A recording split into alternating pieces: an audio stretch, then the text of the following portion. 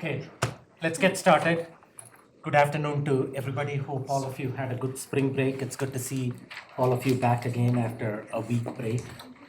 We didn't have a board meeting or a get together, so it seems like I get to see all of you again for a reunion kind of thing. So in attendance, Director Daniels, Director Jurgensen, Director Melpakan, Director Nelson, Director Loma, Director Bankus is joining us virtually. Director Art will join us a little late today, sometime later in the proceedings.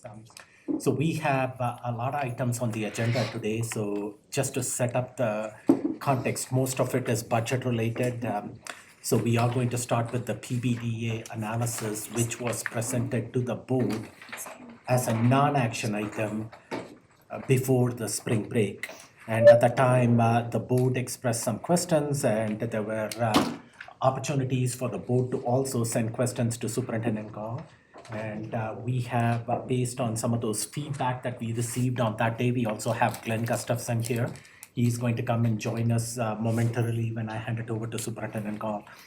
Glenn is going to talk about a model that he has come up with that will realistically project what the district budget looks like 2, 3, 4 years down the road based on certain assumptions that he's put into place out there. We got to project what the budget is going to be. So that gives us assurance as to what it is that we can spend this year and what it is that's left over that we can spend in subsequent years. So thank you, Glenn, for joining us. But there is a lot of items to be covered, so I request that when board members provide feedback, they be succinct.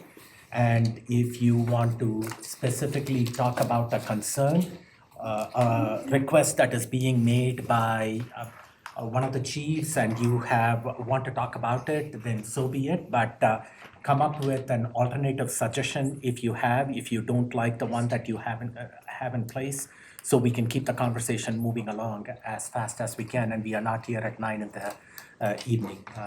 So with that, I'm going to hand it over to Superintendent Gall. Thank you. If I wasn't here at 9 o'clock in the evening, what else would I be doing? Wednesday, the gift that keeps on giving. I just wanted to start real quickly and recognize Nicole and all the folks who helped repaint all we've done here over spring break. As you can see, our hair just turned orange.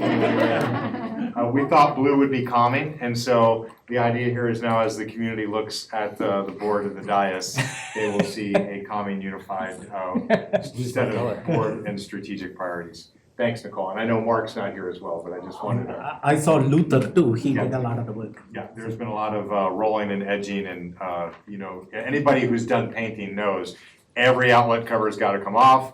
Every outlet cover's got to go back on. So it's not the painting that's hard, it's the prep and the cleanup, right?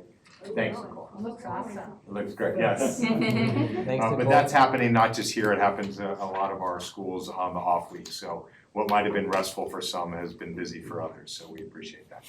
I'm gonna have Laura take over. What we'll do, how we wanna frame this is just get a quick refresh on the PBDA, because every time we post it, it seems like it changes again. So here's where we are. We wanna hold detailed questions until we get through Glenn to go through the scenarios. We just want to get everybody focused into how we do long-range forecasting. And so we're talking about this like rocket science. It's not rocket science. It's us holding ourselves accountable for the reality of where we are and where we expect to be going forward.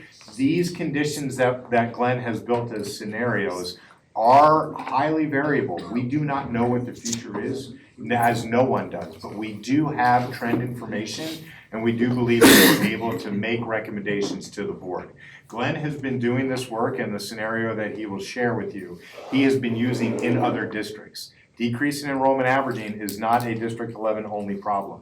Challenges in public education funding is not a Colorado Springs or Colorado only problem. These are problems that are consistent everywhere. This advanced level thinking coming in to annual budget decision making will put all districts in a better position going forward.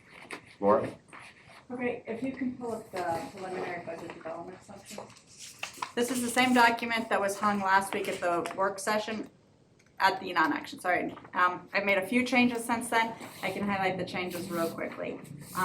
This is based on a funded pupil count of 22,908 students. We're estimating an increase in the per pupil revenue of $750. That top section includes the resources. Changes to the resources include, I've added 600 transferred to the preschool as non-recurring. We believe that we're adding all of these additional preschool classrooms and we may have to subsidize that budget this year. So you'll see there on line 7, there's a $600 out. That's a transfer to the preschool fund of non-recurring resources. I've also added on line 5 a $2 million transfer in from the mill levy override. I believe discussions at the mill levy committee where they would like to use that for curriculum. So I've added $2 million transfer into the general fund that will be offset by $2 million in non-recurring expenses for curriculum on line 11. I think that's all the changes to the revenues.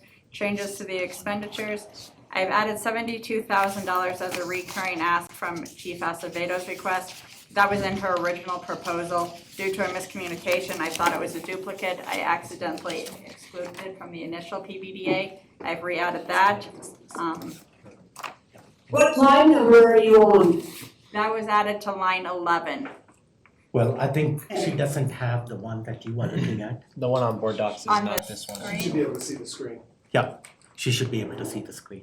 Okay, so follow the screen. The one on board docs is the earlier version. Laura has modified it since then. Do we have a printed copy for the board members by any chance? I can't understand you, Harv. Okay, what I am saying is that you should be able to see the screen and follow along. Are you able to see the I have screen? the screen up on my other computer, so I can see what you're talking about. I just needed the line Okay, sounds good. number. Yeah, this is the updated version that we're looking at on the screen, and I Okay. do not have printed copies. Okay, that's fine. I will follow. I've also added 12.52 staff to SPED. That's just based on the current staffing sheets. 9 of those are teachers and 3 of those are ESP. I've increased the ESP staffing. Again, this is just to match the staffing allocation sheets. There's been a lot of back and forth between what schools actually needed and what's on the staffing sheet. So we're trying to get the actual staff positions locked down. This is an increase from what I had originally presented to you. Per discussions with, I think, recommendations from both the DEC and the district, we've moved the $1.4 million that was presented as recurring for curriculum. We moved that over to non-recurring. That's on line 11 from Chief Acevedo. On the previous preliminary budget development assumptions, you would have seen that as a recurring ask. Now it's shown as a non-recurring ask. And that's also combined with the $2 million increase in curriculum expenditures that will be funded by the MLO. I think that's all. These changes did reduce the mismatch down to just over 8 million. It was around 8.4 in the previous preliminary budget development assumptions. So if you can pull it to the bottom. And that's the mismatch that you're talking about. In the yellow box, it's now at 8 million. Right, and just to refresh, the mismatch is the difference between recurring revenues and recurring expenditures. Normally we want these to be pretty close. We can have a little bit of a deficit there because not everybody's going to spend 100% of their budget every year. And if you remember, the fund balance task force set aside $6 million of non-recurring money to help soften the blow. The way we implement that is to run a bigger mismatch, cover it with non-recurring sources in the current year, and then rebalance next year. And so then that rebalance is the reason why we brought our state level expert here to understand how do we get from having to hold money to the side to manage red on the spreadsheet to a place where this gets to a balanced budget over time. Okay, any questions on those changes real quick? Well, I thought we were going to hold the Okay, questions. Let's switch over to Let's Glenn. go to Glenn. Well, thanks. And Melissa, if you could bring up the first scenario. Hi, everybody. Good to see everybody. Little deja vu. I think I know just about everybody in the room. It's good to be back at D11. So most of you know that I now work half-time for the Colorado Department of Education, and I have the greatest job in the world. I just travel all over the state helping districts with their financial challenges. And Some of your challenges are not unique, as Mr. Gall mentioned. We have 93 declining enrollment school districts in the state of Colorado. While a lot of those are in rural Colorado, there's lots of them that are in urban areas too. And we're even starting to see some of the bigger districts start to max out and start to level off. And so we're seeing that phenomena. And statewide enrollment has really plateaued. It dropped during the pandemic and it has not bounced back statewide either. So we're seeing the impacts of that as well. So I was asked if I could do a little modeling on a multi-year budget scenario to see what it would look like going forward for you, and basically to draw some conclusions about how aggressive is this preliminary budget for you. And I do applaud you. I want you to know I'm so thankful that Laura still does the PBDA. I use that tool all over the state to teach boards of education how to manage their resources. And once you approve the PBDA, then Laura can go into blackout and, build the budget for you. And so it's a really important step in the process, rather than doing all that in late June when everybody wants to get out for the summer. So I built this pretty cool spreadsheet, and I've been using it all over the state with different districts, obviously not with your name on it. One of the districts that is really struggling with a situation is Summit School District, which is Breckenridge and Frisco, because they have adopted a big mismatch for their size district, and they're drawing down their fund balance every year to the point where they're going to hit their board policy limit for fund balance within the next couple of years. And you have a board policy limit as well, but you're way above that compared to them. So they've been ratcheting down, and what we've seen across the state is during the pandemic, two things have happened. One, districts have given larger pay raises and benefit increases than in previous years. And the other thing we've seen is with COVID, a lot of that stimulus money that's now going away, not all those expenditures are going away in other districts, and so suddenly their budgets are a little bit out of balance. And I really loved what Mr. Gall just said about it's really important to manage that over time so you can make little adjustments and not have to make drastic adjustments, 4 or 5 years from now. And that's what I'm really trying to help Summit with, is trying to tweak different things, pull different levers, rather than have to do pay freezes or school closures or position cuts or those really drastic changes that are never fun. So in this model, and by the way, I've sent it to Mr. Gall, you're welcome to have it and play with it yourself after the fact. I think you'll enjoy it. Everything in that orangish box up top is adjustable. So you can play with what's the enrollment change going to be, what's the charter enrollment change going to be, what do you want for per pupil revenue inflation increase. You can see I've used 5% across the board in this scenario. We are looking at about 8% for this year. What do you want for recurring compensation? What do you want for non-recurring compensation? What's going to happen with employee benefits? What's going to happen to your contractual increases? Those are things like utilities and legal fees and audit fees that usually go up a little bit every year. And then finally, and probably most importantly, what's going to happen in terms of unspent general fund budget? Because as long as you have staffing vacancies, and my understanding is you do, you're going to have unspent budget that's going to kind of refill the pot of money. So if you look at it, I followed Laura's tool of the PBDA. So this matches her revised version of the PBDA. I updated it today for her changes. And then, except for down here, where I built in the unspent budget factor, and I'm far enough removed from District 11 that I don't know, what percentage of your budget is unspent and what your vacancy situation is. But you can play with that in this scenario. And so each year, there's 4 years, has a recurring column and a non-recurring column. The way the model works is the first year, you can see that you're just a little bit over $8 million deficit fund mismatch, as Laura just called it, in your general fund.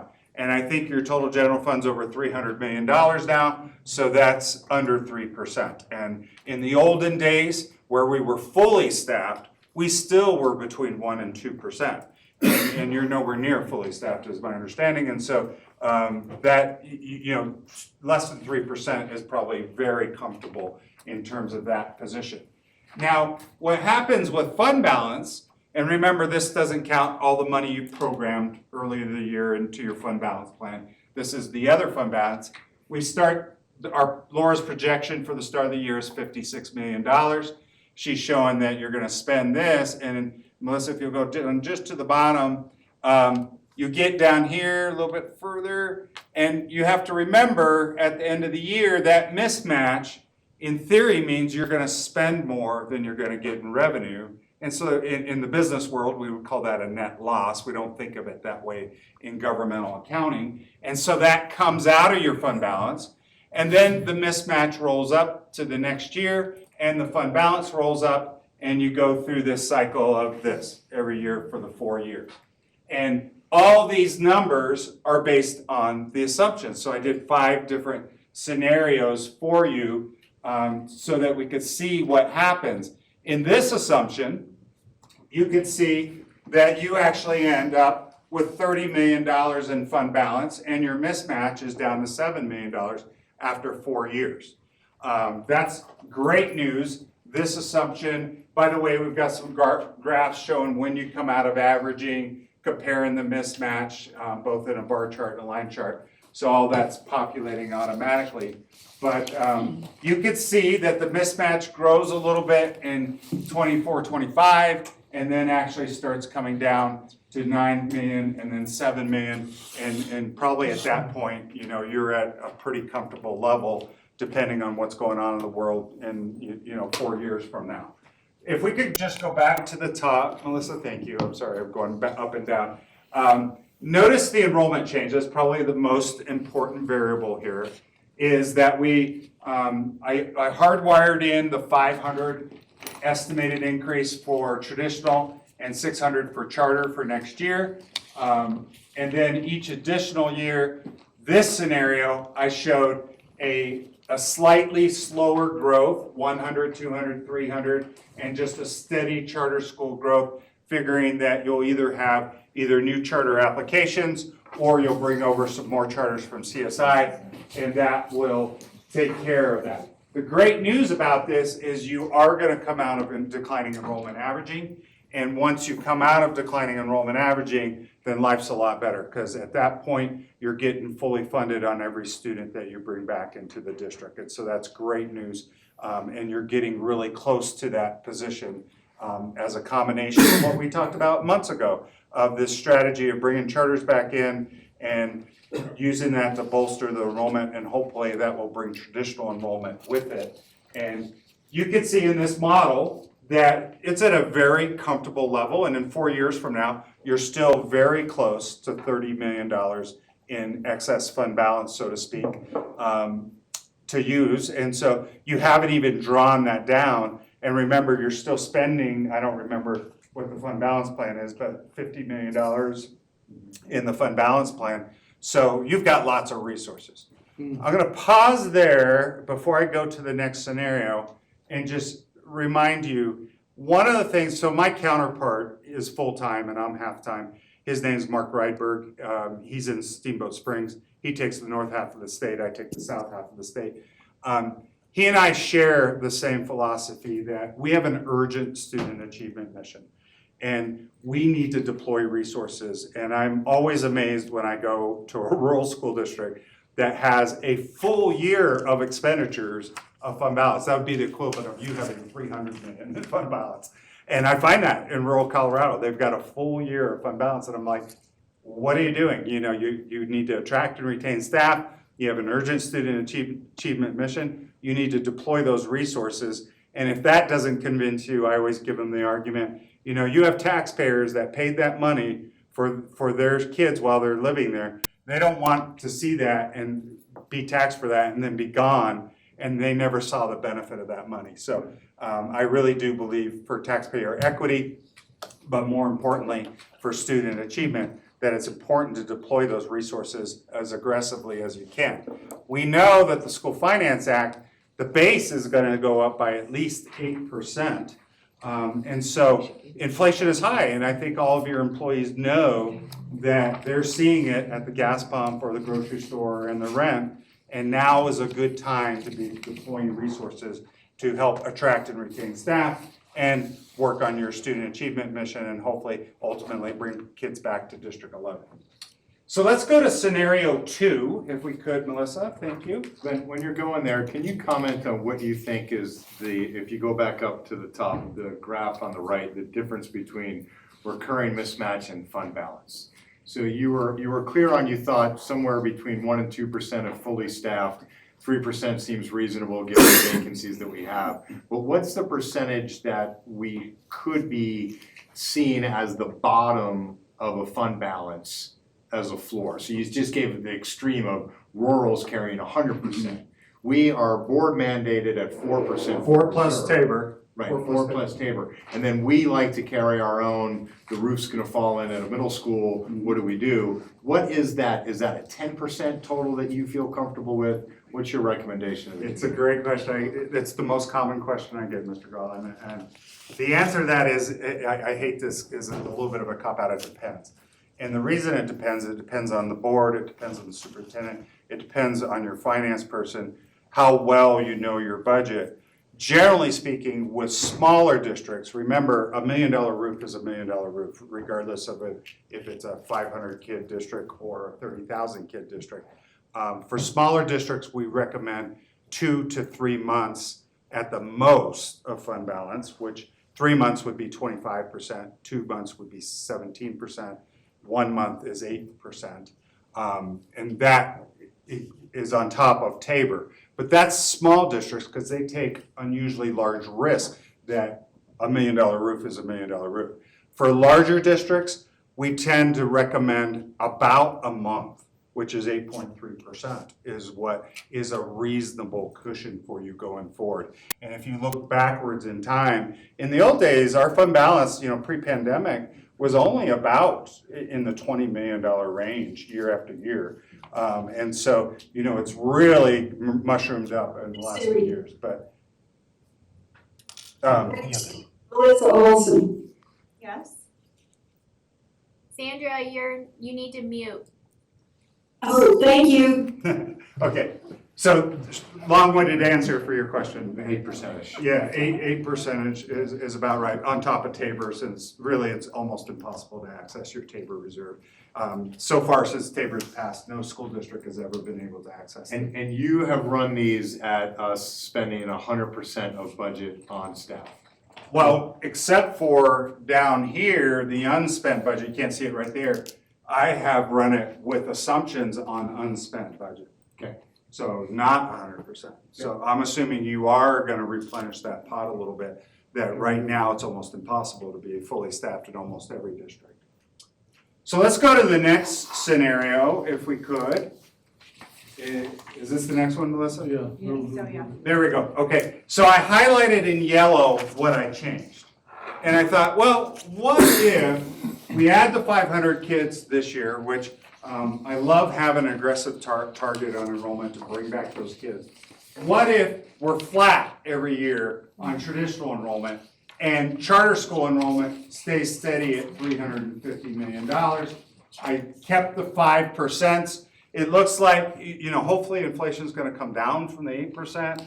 5% seems reasonable, but I don't think it's going to drop back to 3 or 4 like we saw pre-pandemic. I think it's going to take a while to do that.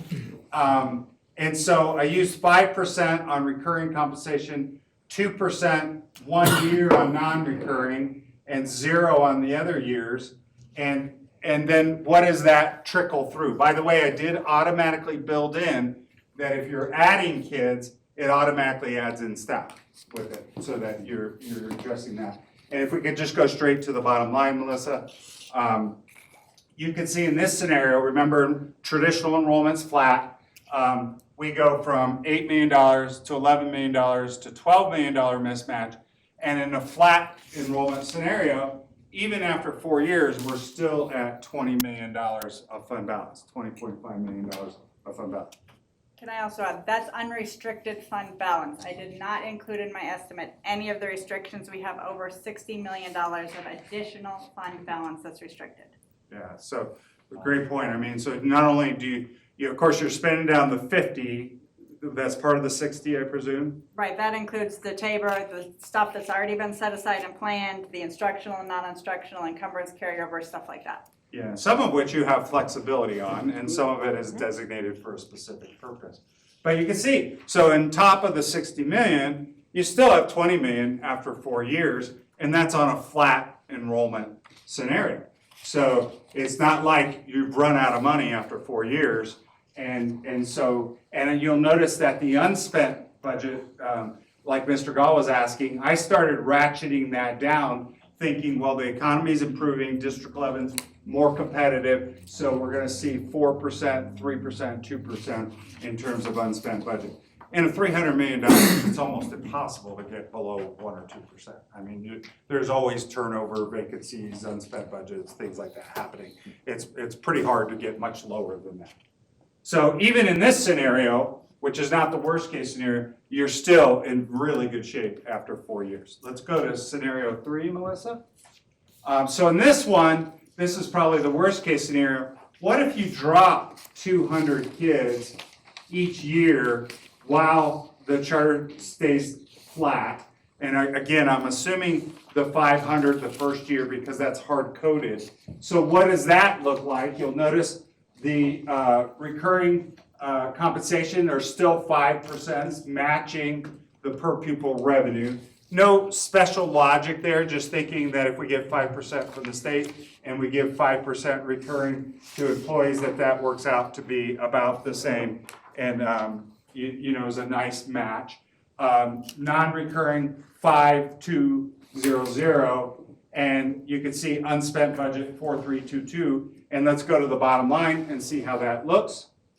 And you can see this is probably your worst case scenario, and even after 4 years, your mismatch is getting pretty big at that point. So you're gonna have to start making budget adjustments in years 2, 3, and 4. But you still have $10 million on top of what Laura just mentioned of the other $60 million. And so you still have plenty of resources available. It's just that this number is starting to get large. So you would want to start trimming back at that point. You'd want to start thinking about, do you have to give less recurring pay raises? Do you look for other budget cuts? Do you shake the trees, as Mr. Gall likes to say? Do you do something else to try to skinny that budget down gradually over time, so that this becomes more normal for you? Probably, to me, you don't want to be much above $10 million. You want to get that down to less than $10 million on an annual basis. Can you scroll back up to the losses? Because again, this is, as I finished my first year and leaned very hard into the strategies on enrollment and achievement, this worst case scenario shows we continue to lose kids at a steady pace, which says it doesn't mean the district's out of business, it just means we're not the school structure that we think we are. So right now, our utilization rate in middle schools is the lowest of any of our school types. So when we then look at this type, and particularly if that loss continues in matriculation from 5th grade to 6th grade, that's when we have to have a harder conversation that says, maybe we are not a 9 middle school system for a 4 comprehensive high school system. Maybe we are not a series of X number of small elementary schools. I came in appropriately, I think, on the first 1-year contract that said, I know the FMP made recommendations for school collapse and closure with the idea of a bond that would build some new schools. But I said, we're not closing, we're not collapsing, we're not consolidating anything. We need to try some new strategies on enrollment, and if they don't bear out, and remember, most of these enrollment strategies are not this idea that we're magically gonna bring new neighborhoods in. We're just gonna lose less kids. Most of our enrollment loss is not, there is certainly a decreasing population set of which to serve, but we lose twice as many kids as we bring in that are school aged, that go to 20, that go to 49, that go to 38, that go to 2, that go to 12, and so on and so forth, as well as the CSI strategies that fit in there. So when we get here, and we'll be the first ones to acknowledge it, that says, I don't roll down to the bottom. I'm not gonna come to the board and tell you I think an $18 million mismatch is a good place to be in 26, 27. If that's where we're at in 26, 27 forecast, that's where we're gonna come in and say, we need to restructure some portions of this district for long-term fiscal sustainability. I totally agree, and remember, I haven't really built into here a staffing model. Presumably, if you're still dropping students, traditional enrollment students over the years, naturally, you're gonna have some natural attrition of teachers and support staff, with fewer kids to serve, assuming you just keep the same class size ratios. That's gonna be almost automatic to some extent. But I too, most of you know, I closed 14 schools in my career. And not me, with the board, of course. It's brutal, it's hard, it's the worst thing I've ever done. I was here when Goose Gossage, Hall of Fame baseball player, alumni of Wasson High School. It was in my face and putting his finger, and he's a big guy. And he was mad at me, he was yelling at me in the hall. I think to close schools now is a terrible idea. I think every time you close a school, you anger that neighborhood, and you just lose those kids. They end up going to another district, they go wherever, but you lose those kids. I think better to focus on programs that actually bring back students and ultimately student achievement. You need programs of student achievement to get those kids back. Okay, let's go to the next scenario. In this scenario, I used a little bit less, just slightly less recurring compensation than we were getting from the state.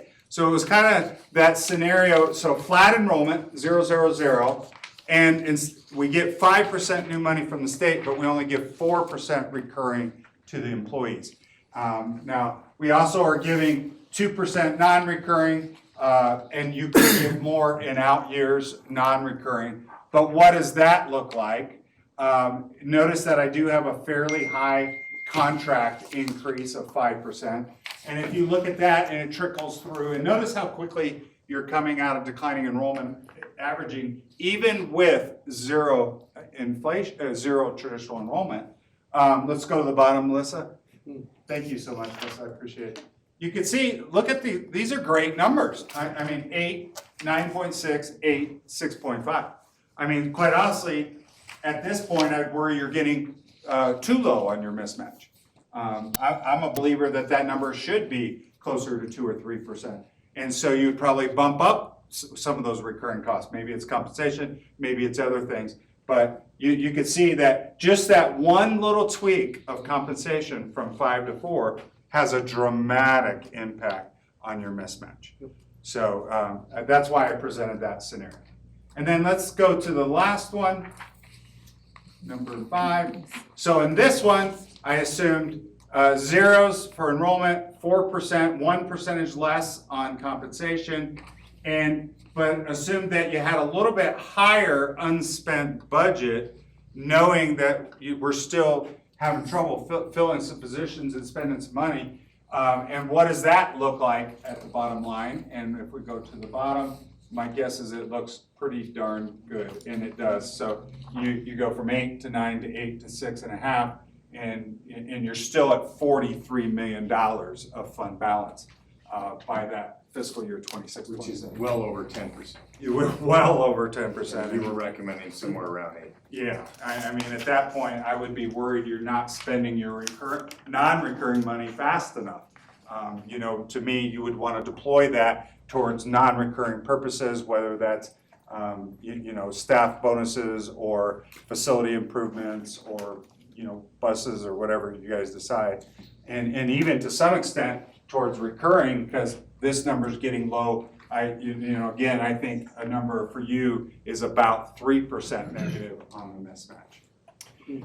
So that's how the model works, and it flows through really well. And I appreciate Chris and Laura's help on editing it and checking it and working through it with me and logic. And I think just to wrap it up and open it up for questions, is I feel like the PBDA that's been presented to you is appropriately aggressive. I think you need to be aggressive. I think it's appropriate aggressive, and quite honestly is going to set you up for success by investing those resources sooner rather than later. And with that, I'll just stop and have a seat and turn it back to Mr. Goff. Questions from the Yeah. board? Thank you, Glenn. So thank you, Glenn. I truly appreciate you putting this model together. And this is a question that even Treasurer Nelson has brought it up in the past, having a plan as to what the budget is going to look like 3 or 4 years from now. And I know that we can't look into the future, but that orange box gives us an opportunity to play around with what the numbers are to realistic. And what you have out there is some realistic projections as to what it would be. And then we can appropriately figure out what the budget is going to be in future years. Now, what we are doing right now is trying to invest judiciously. We can cut our way through this crisis. We got to figure out how we can invest judiciously, make some strategic investment in our schools to address enrollment, initially address academic achievement, parent engagement, and then come to student enrollment. Hopefully that addresses student enrollment. And if a year or 2 years from now, our strategies or investments are not paying dividends, that when we got to look at what Superintendent Gall is recommending, which is consolidation or closure or stuff like that. Hopefully we will never get to that scenario. So, but we got to make some investment at this point in time. If we don't make those investments, we are going to end up losing more and more enrollment. So thank you. With that, questions on this model itself that Glenn has presented. When you look at this graph also that he's put together, the orange line and the blue line, where they intersect is where we get outside of declining enrollment averaging. So that shows that what we are trying to do with attracting students either through traditional enrollment or charter school, it's to get out a declining enrollment averaging. And it shows that with the strategies that we have in place, we can get out a declining enrollment averaging in maybe next year, even as early as next year. Okay, questions? I don't have a question, but I love those things that you create where you can change the variables. I think you did that when we had a 138 line item, 5-10%, and you were able to change it 5%, and it shifted everything. For me, I'm not an accountant, but if I can understand it, you know, we're a really great job, because I really got a good grasp on it. So, thank you. Any other? Thank you for that comment. Yeah, Director Nelson. First, let's just say thank you for creating this document. I've been able to play around with it quite a bit, and it's a masterpiece. I mean, it really is very easy to see how we will be doing in a few years. So thank you to Superintendent Gall for getting this request met. I really appreciate it. It brings me a lot of peace as the treasurer of knowing what the future could look like, especially as we're being so aggressive right now. That was just something that when we had this high mismatch, this PBDA come through, I just asked that we could maybe see a little bit into the future of these, especially because they're reoccurring costs. What is the impact to our future budgets because they're recurring? And so appreciate that outlook.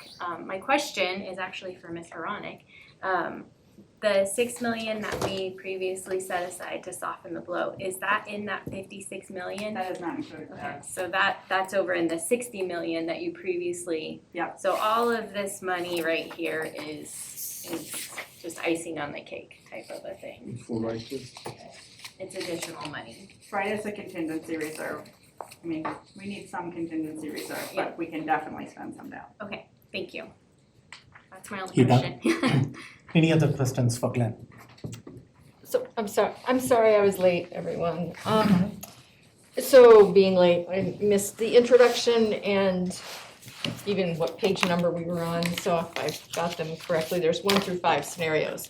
And every single one assumes that our enrollment change is going to be 500 students for next year. Yeah, so that was hardwired from the PBDA. Okay, I suppose I could change the model so it would look back to the current year we're in, so that would trickle through, but I just hardwired that straight in from the PBDA. So what is the basis for 500 students when we haven't actually flipped over to any increase whatsoever? It just seems very optimistic, and I love that we are being aggressive and positive, but to me, that's not based in reality. So where is that number coming from? What basis do we have? Do we know that enrollment now is even 100 more than it was in October? Yeah, so we built it on a couple of different premises. We did a school-by-school best, worst, and average case growth over the last 10 years. And what we saw, particularly this last year, is that we had a lot of stabilization in elementary schools. And we actually projected over 800 students that we thought that we could add to the system. And we curtailed that back to 500. And I want to be careful when I say add, not lose as many people that already live in our city that choose to not go to our schools. This is not, again, and I think you were just walking in when I said it earlier, I'm not building apartment complexes overnight to think that new families are moving in. Although that is happening. It is, well, that is also happening. And so much of this is based on a school-by-school opportunity, and we have found that when incentivized, leaders are more apt to go gain their own enrollment. What we saw last year was it was the first year that we insisted that all schools accept applications for choice, where we had traditionally allowed schools to make those decisions. What we dictated last year, and David's over here if he wants to come up to the table and join the conversation, is we said if you're not at 100% capacity, you have to accept an application. Of the 40 FTE that I carry as the superintendent through MLO and reserve to allocate for enrollment, we hired 38 and a half, Phoebe, where are you? Somewhere in there. Right here. Yeah, 38 and a half out of those 40 for schools that went out and got more kids. Now, we still did lose children last year. We just lost less than what the projection was. And most of that loss happened in the high schools and in the middle schools. So we curtailed what we thought was the original number down to 500. Now, the other secret to this is that our funding, and Laura can bring in on this as well, our funding is number of students times the amount per student. But because of decrease in enrollment averaging, we're adding 500 kids to the budget line this year, of which we will, if we don't reach that 500, it's $1 million revenue bet. Now, what we get is I get to fund the school. Here's my principal, Chris, at Grant Elementary School. Chris says to me she believes that she can get 25 more kids because she knows her community, she's talking to everybody. I say go hire that teacher in April now instead of waiting till October of next year. We ran 86 teacher vacancies through the course of this entire year because we can't hire the teachers. So I want to bet big that says my reward is I get 500 kids and I get the best teachers in Pikes Peak region in District 11, I get them in April. And my risk is $1 million. If I don't get those 500 kids, I'm off on this number by $1 million off of revenue. Right now, I got $20 million in vacancy of unfilled positions, which even if I do get those kids, I'm gonna have all kinds of slop because I can't hire all the teachers that I have advertised. So for us right now, it's let's bet big with small risk. I'm not making a $5 million bet. When we're out of decrease in enrollment averaging, 500 kids at $10,000 a kid is I'm putting the board on the hook for $5 million if it doesn't come to fruition. And the practice of the district, which we didn't have to exercise this year because of the number of vacancies we carried, is if you don't reach your enrollment number, we have the ability, the authority, the right to our constituents to make the forced adjustments to staff. We did not make any forced adjustments to staff this year. I do not forecast that we will have to make staff adjustments next year. What I want to do is I don't want to be behind the hiring 8 ball any further than we already are. Right now, all the surrounding districts have their stipends and their salary schedules ready and they're actively hiring. We want to say, if Chris can get me 25 more kids, I want her to have that one more teacher. And so much of that number, as you see it, 15.5-ish on the PBDA, is what the bet I'm making on 500 kids. So we're adding 15 teachers to that is the way the staffing allocation works out to cover that 500 enrollment goal. We want to put that in the hands of the school leaders. We want the school leaders to believe that we're actually meeting them with that expectation by giving them the authority to hire up front. I like it. So Laura, you want to piggyback on what Superintendent? It's a realistic number, it's not just a make-believe. We believe it's a realistic Yeah, I number, see. but I'm gonna tell you, I do this all the time. There are a lot of people in our community who are convinced that we will never bring people back to the system.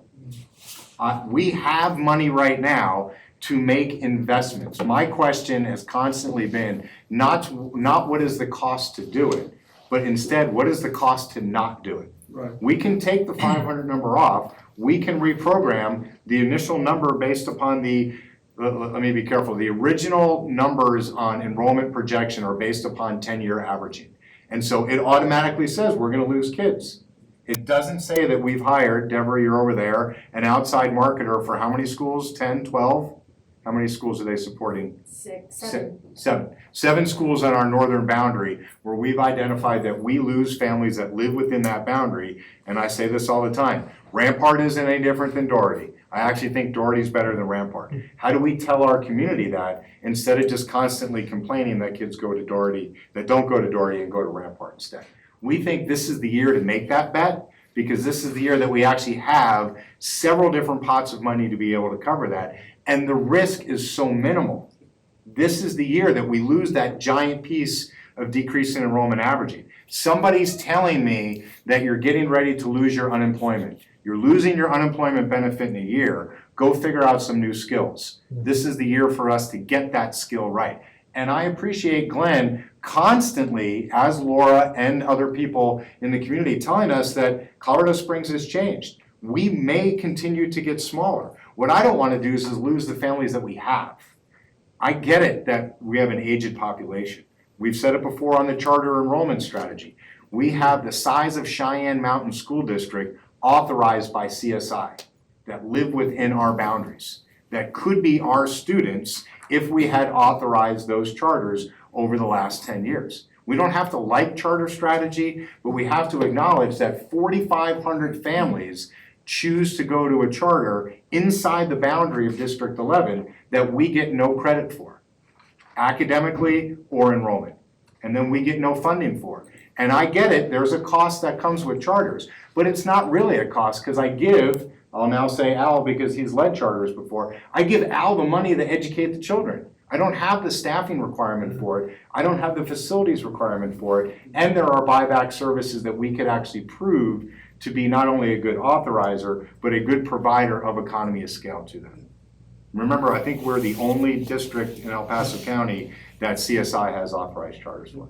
So I do agree that it is an aggressive number. It is not as aggressive as enrollment was able to provide to us when we went line by school. We curtailed that because we certainly want to be accountable to our own number. But we are confident that the change and the direction of this district will bring families that are currently choosing to not attend District 11 schools to attend District 11 schools. Yeah, I'll come back to you. So to clarify what Superintendent Gall was saying and going back to Director Roth's question, if that 500 number projection for traditional student enrollment is put at zero, because we are in declining enrollment averaging, we lose funding for 100 students, not 500 students, which translates into roughly $1 million loss. Right, Okay. if we can continue to use the 5-year averaging, we only get credit for 1/5 of those 500. Yep. So that would be $1 million difference. $1 million loss. But at some point in time, we got to change this narrative of declining enrollment averaging. It's come up here, every time we hear Director Daniels has said, this has been going on for 20 years. So what do we as the leadership of the district want to do to change that narrative? Or are we going to just say status quo is good, let's go down declining enrollment averaging, which means what you talked about, Glenn, consolidation, closing of schools, 14 schools in your thing. I would rather avoid that by making strategic investments right now. Now, if those investments don't pay dividends in a year or two, we got to go to drastic cuts at that time. The hope is we have leaders from the district all out here, and hopefully the principals are listening too. We can come up with some strategic ideas, but we need help out here that all of us, staff, our employee groups, all of us have to lean in to solve this problem, and that starts with making sure Correct. that our academic achievement is being taken care of, which is what our parents are looking for. And that means that the 10,000 students who are walking away from our school district at this time will walk back into our school district. Maybe a portion of those, maybe it's not going to be all 10,000, but we won't lose more. So thanks for providing that. What happens, it becomes a self-fulfilling prophecy. You say it enough, then you're gonna believe it and accept it. Yep. Eventually, if you begin to, believe and speak what you want, it begins to happen. Yep, Director Daniels. I have a question with regards to centralizing enrollment. So what you're saying is, we're gonna bring enrollment back to each school for the parents to go to the schools to do. How are we working? Hold on, I did not say that we were decentralizing enrollment. Okay, that's good. So my question is, I said I'm giving a number to and a target to the school leader to be engaged in their community. Nobody does kindergarten roundup better than the principal with the kindergarten teacher walking into the preschool in the building. agreed. So the strategy is get the roundup, have the interested parents go to Central, and have them enroll. My question then becomes, when we hit October count, will we actually have the number of what, who, when, why enrolled, and we will have a real conversation about whether or not it worked. And then can we have a conversation about whether or not we have the projection on point versus saying it and then it just floats out there like this mystery magical something. Yeah. And then the mystery turns into a whole lot of like misunderstandings underneath the current. And I'm just asking if we could stop making it seem as if these things cannot be figured out with the right people. Like we're saying all of this, somehow we have to have it done in the fall versus somehow there's this mystery thing happens all the time. Second thing is, So parents. I'm not sure I understand the mystery. We have a demographer study that will be out by the end of this June, do we think? When will Shannon be complete? I have the cover letter, right, so it's ready. We're just dealing with this family emergency. We'll bring that to a work session in early May, will be our target to be able to bring that, which will give us updated numbers of what we believe to be true and not be true. So there's no mystery. Well, let me say it this way. Every time there's a stop, there's a restart, and everything that was done before is lost. So nothing is lost. We use the numbers traditionally that we've had, that we ran in through each one of the schools. Everybody needs to understand that I'm not trying to add numbers because my achievement is to add numbers. We are using the number to drive the revenue to hire teachers. If the school board does not want to add teachers, to lower student to teacher ratio, to get the highest quality educators in the region as fast as we can, and wants to go into retreat and say more combo classes and less offerings, we can do that. This number only drives the revenue. What I'm saying drives the is, revenue. we were talking about programming and what type of like schools we're gonna have specific. Yep.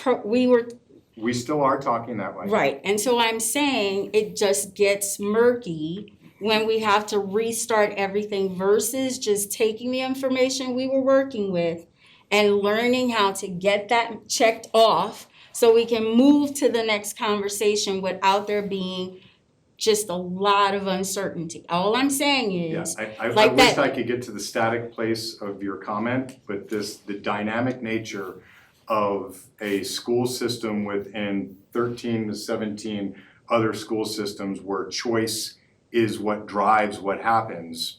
You have children in the system and you can pull them tomorrow, of which we got paid to educate. And somebody else is gonna inherit the rest of the year and never get that dollar. Yeah, and it's not just about choice. It is also about people inserting things into the conversation which breaks up the foundation. It is, I'm saying it from experience, it's not just choice. Right. Okay. But I don't- we got to First of keep, all, first of all, okay, first of all, all I'm asking is, let her finish. when the fall comes and we get that count, we're gonna really know what it is, and we're really gonna have a conversation about what did happen, what didn't work, what we have, that's all I'm asking. In addition to the nuances as to why families leave is not just choice. There are other dynamics happening that have them leave. Okay? I don't In addi- disagree, I just don't know if I'll ever get that level of detail. It's okay. The What I'm- demographer study will be it's the o- closest I can get What I'm to what drives the I individual. got Lifestyle choices. Director Daniels' request. What What I'm she is saying talking is- about, what she's talking about is, we are projecting this enrollment right now. In October, Can let's we go have a back and conversation? That's all revisit you're this asking. enrollment numbers and make sure that they align with this, and if it doesn't, then we got to make those cuts. So And David, that's- can you just add that comment to what you Yeah, just texted so me? we will revisit this conversation, yeah, and we've always done that to make sure that our budget aligns. If the 500 student projection that we are making in this PBDA does not align in October, we got to go and tighten our belt at that time, okay? And that's a future thing. I want to be keeping the conversation going on what this current request is right now. We can go into the future for 6 months down the road, and we are going to be here till 10 o'clock, not taking care of these requests at Just this point. insert that one We number. always David. do that anyway, we always go back. Well, what's Go the ahead, number David. for last, If what's I the may number just- from the fall then, if Okay. we always do it? But Yeah, if you last want year, that we didn't request- have to make those adjustments because I seek to stabilize the school workforce. Nothing is more disruptive for a school community than to have Lauren be my favorite teacher, but she's the newest teacher in the system, and Lauren not know if she's gonna be on staff next year. So we built our initial enrollment that said, freeze all schools at the staffing that they currently have. We have had to make adjustments on that in order to get this PBDA to a place where the mismatch works. I'm just saying, what is the number for what happened in October? Okay, and you said that. That's where we built from. We built from last year's count, and then we went school by school to say, where can we believe that we can, with specific enrollment strategies, continue to add? And David just texted me, we're up how many kids in elementary Yeah, schools? so just to go back to the question about how realistic this is, as of end of March, we were up 258 elementary students from May of last year. So, and up 101 students at our opportunity schools from May of last year. So in the scope of, 300 plus and change, we are seeing that growth. And this is pre a real effort with Deborah's team to really market and target for our target number of students. And to Mr. And Dahl's just point, to go back to what Director Daniels is asking and specifically answer her question, we ended up, I think, losing about 400 or so students from the previous year's October count to this year's October count. Would that be a fair amount, 450, somewhere in that ballpark? That amount of loss, it was projected to be more closer to 800 students or something that we would lose, but we ended up losing lesser. Now, I remember 2 years back, we were sitting on the board dais and we had a conversation out there where it was said, we gained 700 students, but when the October count came, it was opposite. We had lost like 700 or 800 students. And I don't hear very much conversation at that point happening at that time to hold. We have the checks and balances in place. Director Daniels, we hear you. We will make sure that come back to October count. If this 500 count is not there, we will circle back and make sure that we course correct that request. But let's keep the conversation going on the budget model itself. If we have any questions for Glenn. Glenn is also short on time. We want to make sure that we honor his time that is available out there. Okay, going back to the Director Jurgensen. so getting back to this, with this tool and working with declining enrollment districts, could you give us some insights on what you're seeing, not with small rural districts, but larger districts that you're working with? What are they doing for meeting this cost of living that we want all of our staff to be able to be as comfortable as we can budget-wise? What are they doing in their situations with, projections on trying to take care of their staff? What are you seeing? I guess I Well, it's should a say. little bit preliminary. The School Finance Act's been delayed till mid-April, so we're all just kind of sitting on pins and needles waiting on that. We know the base is going up by 8.01% and the categorical, but we also hear that they're really interested in tweaking the formula, potentially changing 5-year averaging, maybe not eliminating, but maybe decreasing to 4, which interestingly 4 won't have an impact on you. But around what I'm hearing in the bigger districts is a total recurring package of somewhere in the 7 to 8% range. They're big numbers is what I'm hearing. For recurring, wow. Yeah. How much then on recurring, are they You know, focusing more on the recurring? It's funny, of course, D11's used that as a tool because that's been the resource that we've had available. Right. A lot of districts shy away from that. I had that long conversation with Summit and they said, well, our teachers don't like the non-recurring. I said, I get it, but you can't afford to keep adding recurring expenditures when you're losing $3 million a year on a pretty small budget of $50 million budget. Yeah. So, An important caveat. yeah. So, the D11 probably uses the non-recurring more than any other district I've seen. I might have been part of that, in my day, but I will say that was the resources we had. And while not everybody would love a recurring raise, but that's not what we have. And it's always nice to get a nice big chunk of money. Don't spend the check. Yeah, to do something special with, whether it's a vacation or Sure will. furniture or whatever, it is nice to get that big check. Okay, thank you for your insight. Anything else? No. Anything else for Glenn? Thank you on for the this? tool. I would just urge you to continue to use it every year, to roll and to use it as a tool to manage both the mismatch and the fund balance. Because you don't want to be here 5 years from now and still sitting on 30 or $40 million on top of the 60, You want to manage that and get that down to a reasonable number. So I hope the tool will help with that. Director Danny. I'm just curious, so we don't have you anymore and we're looking at possibly shifting the conversation of having a CFO?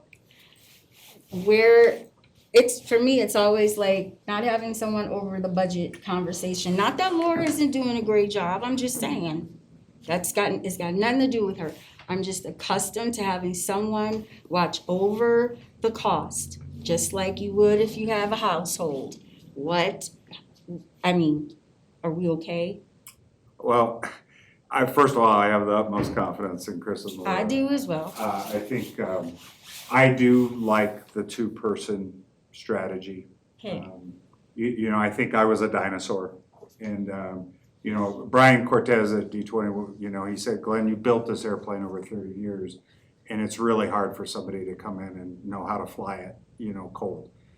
So I like the idea of the 2 strategies. And you're very blessed that, Laura's smarter than me, I'll tell you that. We do. She's smarter than me, No, so thank she you for knows how to getting do her. it. So Thank you for you've got a getting good her. team. But I just wanna make sure that when it comes to the conversation of the budget and people move, things change.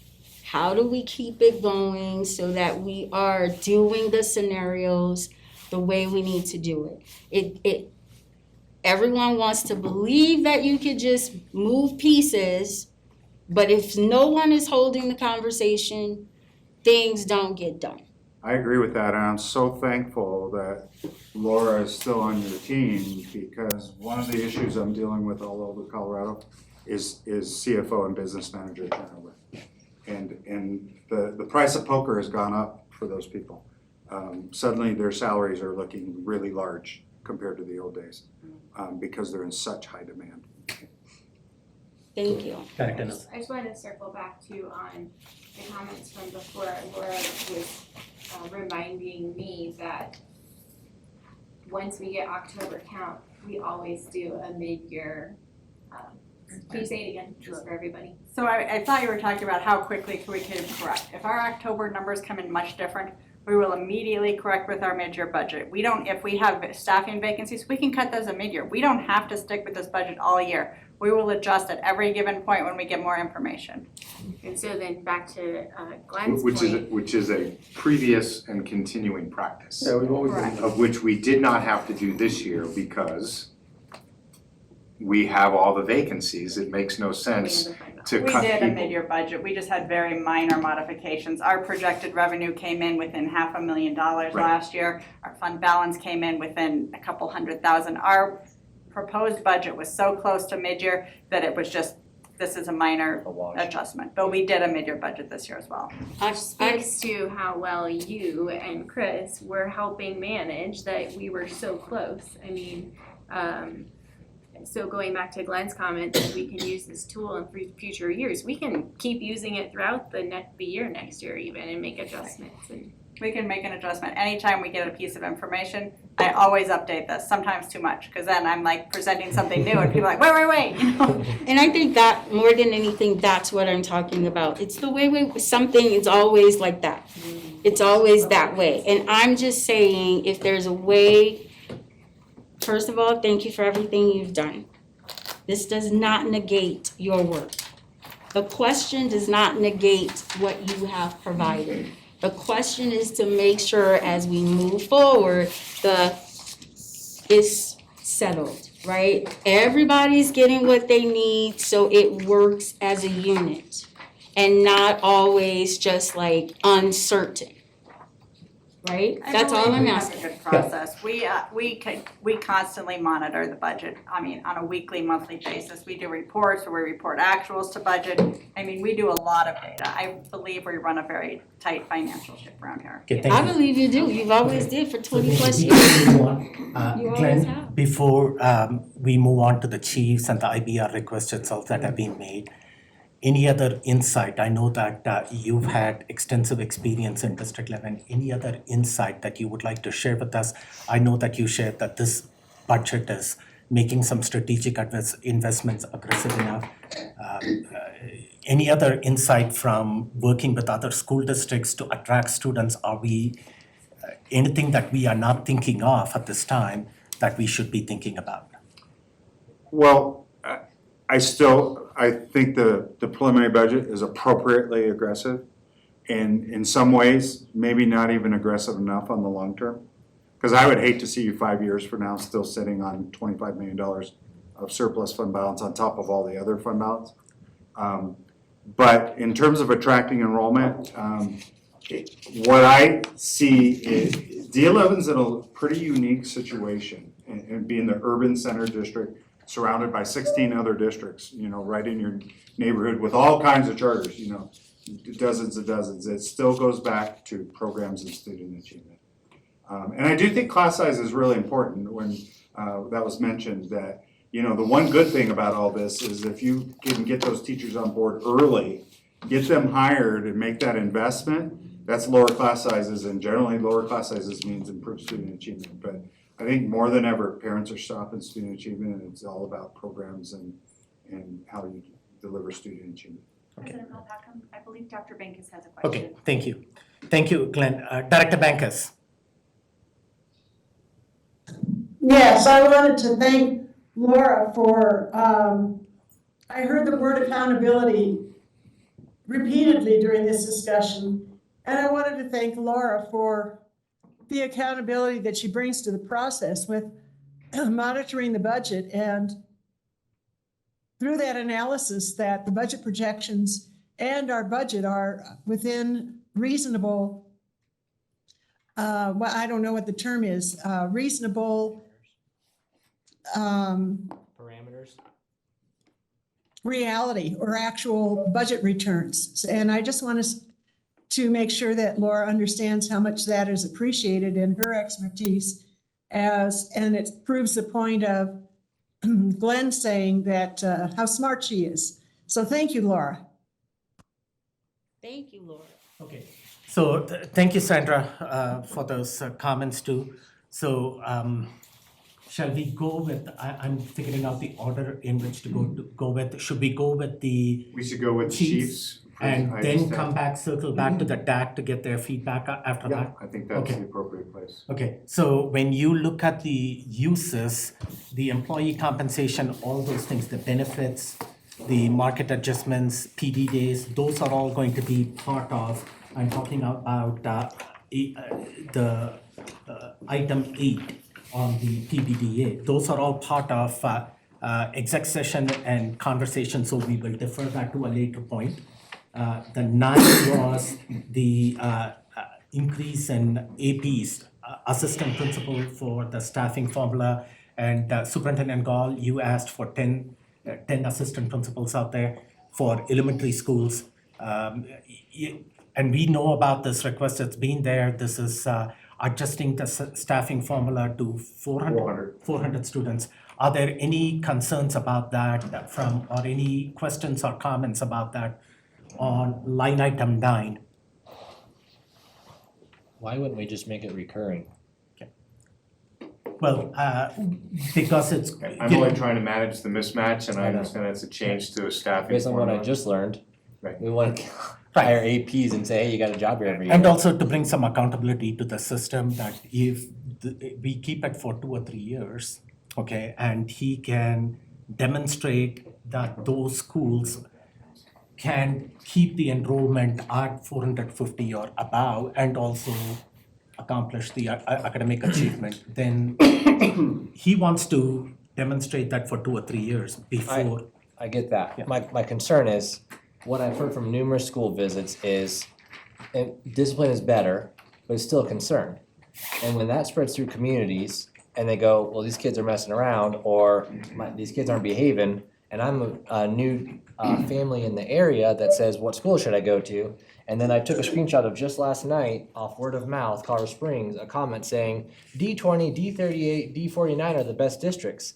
And it hurts my heart because it's like, we are doing great work here, we've got great staff, but if we could say, hey, this is recurring APs, and we've got behavior under control, and our children are engaged and focused, and they're getting the best academics from the best staff, and a simple move of $1 million to recurring says, we want this for our kids, because when people talk about behavior in our elementaries and middle schools, we're on point and we're taking care of kids. And if that brings more kids back right there, whether you gotta do it $1 million a year for non-recurring for 3 years, or just say, hey, it's $1 million and we've got a $1 million more mismatch, after what I just learned from Glenn, we need support in our schools so that these kids can be learning and engaged, so that parents go, our kids don't mess around in D11. That's the board's priority prerogative if they want to, if there is going to be consensus and the will of the board to move it. My only concern there as a single board member, it's going to add to the mismatch. Plus also, once you add it to the recurring fund, then it's always difficult to take it out. Okay, now I as think we an don't wanna take it out. We don't, If yeah, our but schools need that's the what, support. yeah. I think what I'm offering is we wanna see if there's a substantive difference in adding an AP down to the 400 level as compared to the 500 level. I will use Chipeta as an example. The very first conversation I had on my arrival was seeing that there were pre-K opportunities. I polled the teachers and the principals and where the demand was. Sarah Scott came forward and said, I would like to open the first additional preschool within the program. She said, but I'm just really getting bent on my ability to get teacher observations. One more pre-K teacher doesn't break Sarah Scott's back. But Sarah Scott is saying, I am stretched. And she has what most people would say, one of the higher socioeconomical student population sets. But managing that number of teachers just from informal and formal observation means that she needs another administrator to be able to help cover that down. We love the TLC program, that is a wonderful opportunity, but it doesn't give the flexibility for the administrator to have that. We have been adding substitute lines for, I'm looking at Brandon because he's crafted these numbers, because when a small school principal leaves the building to go to PD, I have to hire a part-time administrator to come in because I don't have an AP with a certification to be able to manage that building.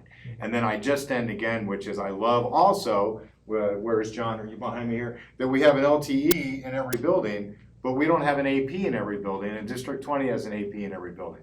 And I know their average school size is larger than ours, but to your point, families look and shop to see, is it chaos or is it not chaos? Right. And so adding administrators is an effort to improve instruction. This again, everything that we're doing on this budget is a double down on, if we get the highest quality teachers to deliver the strongest, best first instruction, we will increase student achievement. If that if-then statement is wrong, then all of this is gonna be recalculated in a different way. That's correct. Okay. Director Nelson. I'll be brief because he covered some of what I was gonna say, but also, I hear you on the discipline issues. I just wanna point out that you're making the assumption that adding an AP will help with discipline issues, and it probably will, but there could also be other avenues. If it's training or coaching for teachers on classroom management, if it's counselors, social workers, those kinds of things. So just wanted to make that point. And then, I very much struggled with having such a high mismatch, and so Mr. Gall saw there was an opportunity to maybe use some non-recurring funding to go towards these positions, and then without us already changing our staffing formulas, this would be a way to kind of experiment and test if, we put some metrics to it and see, okay, yeah, we're seeing results with adding these APs, and so now we are going to go permanently in and change our staffing formula.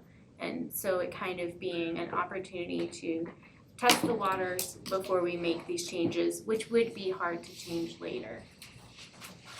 Thank you. Okay, any further questions on this AP? We will come at the end of it and ask for a thumbs up or not. I want to get the feedback from the DAC budget too.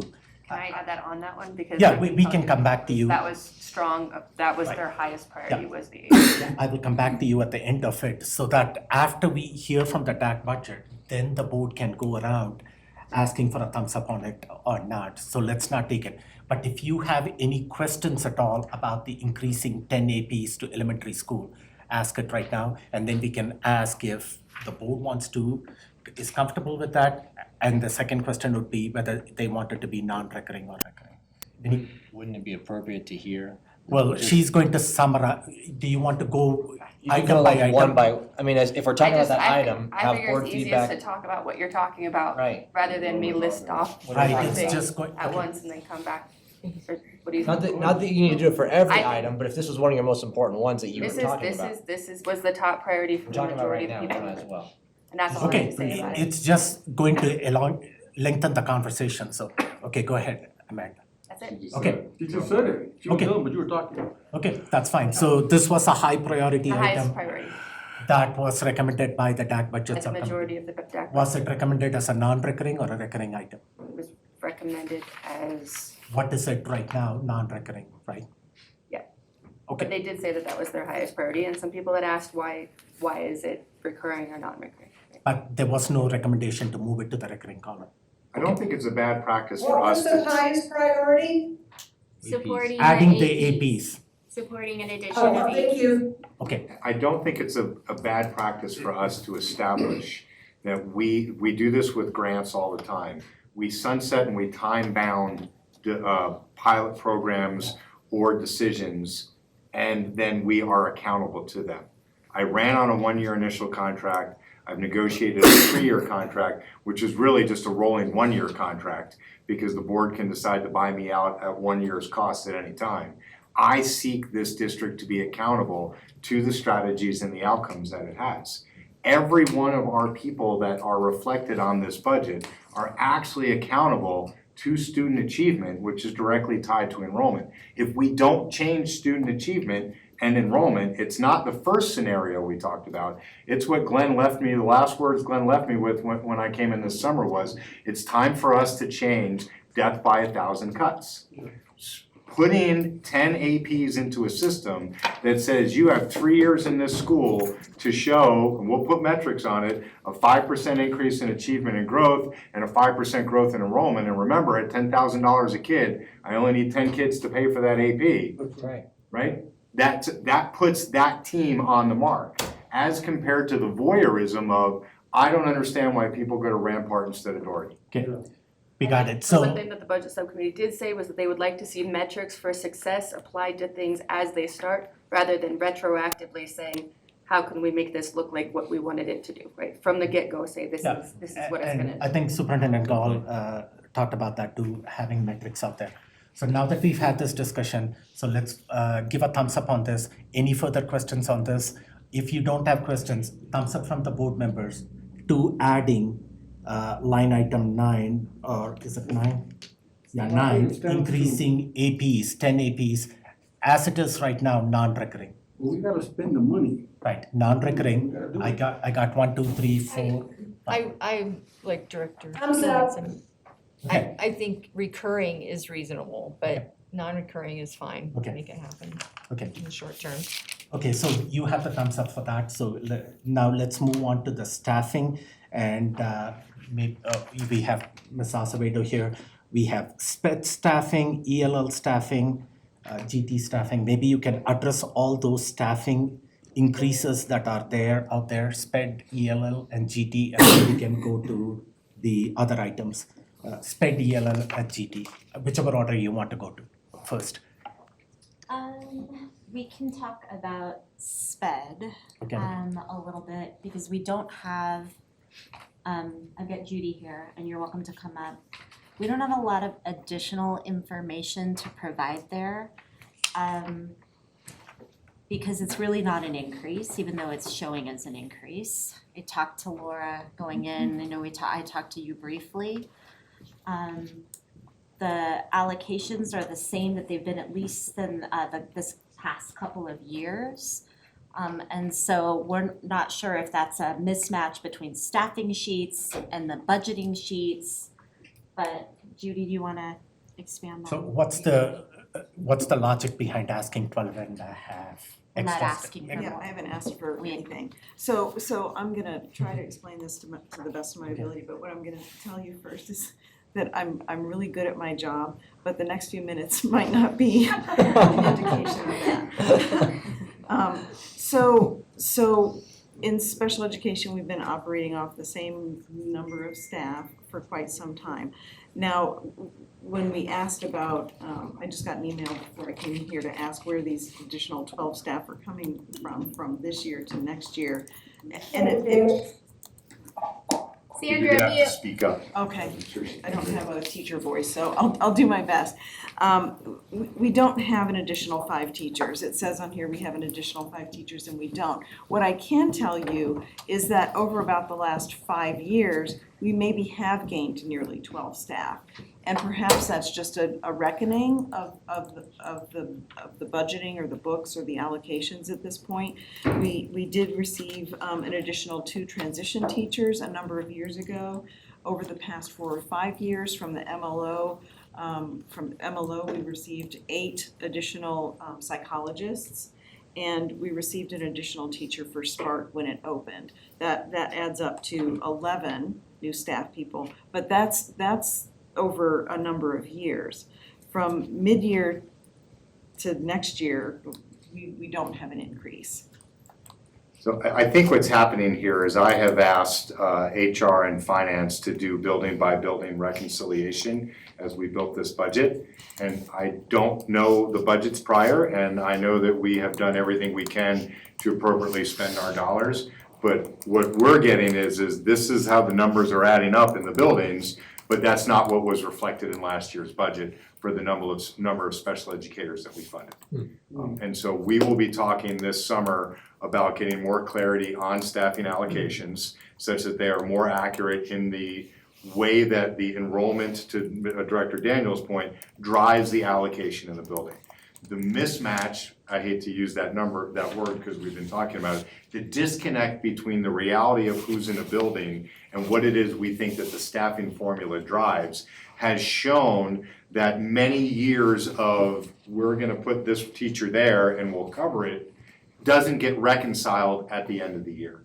Now, we have for fortunately and unfortunately have so much slop in the system that it doesn't play itself out that says we now have 8 board members instead of 7. Like that would be obvious to everyone. But having this number reconcile itself here appears to just be this realization of what it is that we believe to happen and what it is that we pay to happen.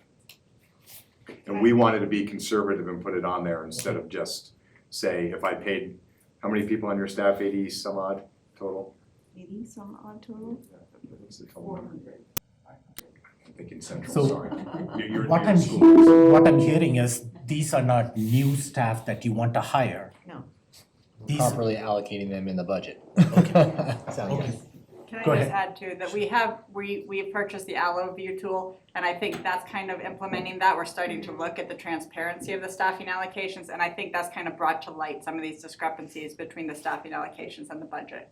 So I think that will resolve all of these issues going forward. Yeah, which is actually a So really good. it's still, maybe I can circle back and ask you later on offline or whatever it is. If these people are in the system and they're getting paid, why are we allocating new money for them right now?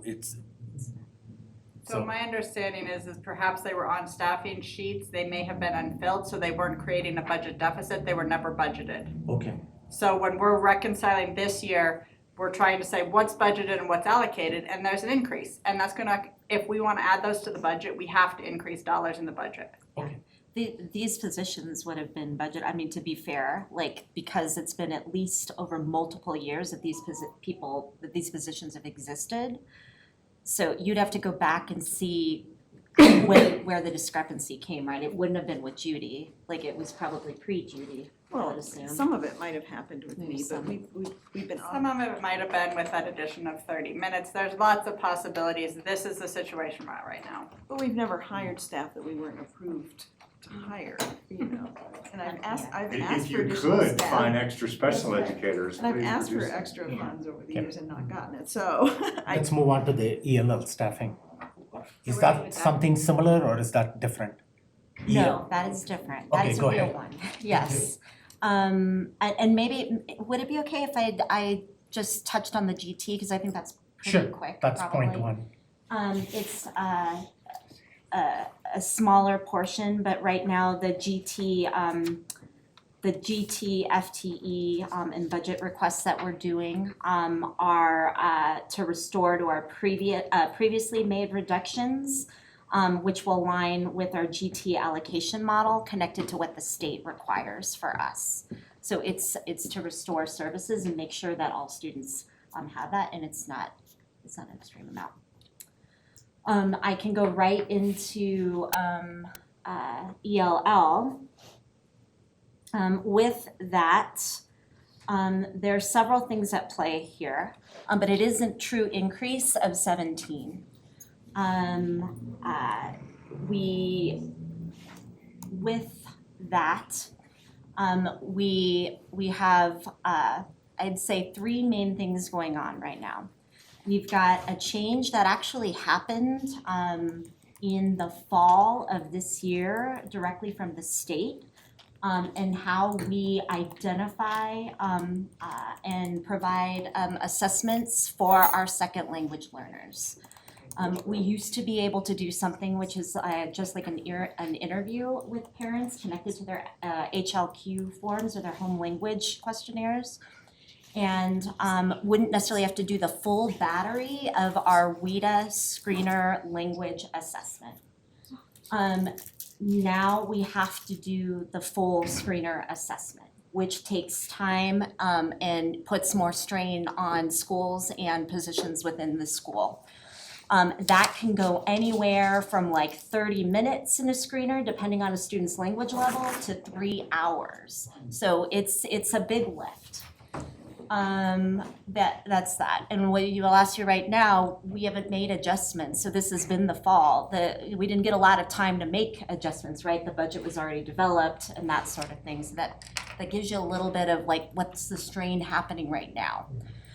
Then at the same time, we are increasing our population of second language learners. We've gone from 800 students to 1,200 students, so an additional 400 second language learners. We anticipate that number to continue to increase, probably at the same rate. Can you say, what, was that just this year we increased 400? I believe it is that year. And we also have Nicole Gerardin, who couldn't join us in person, but she is our CLDE director who is on the phone, and she can chime in and verify that. I think we're gonna, or not on the phone, she's being led into WebEx. But yes, I believe it is, but historically we've gone up quite a bit, and we expect to, within this next year, probably have that same sort of increase. With that,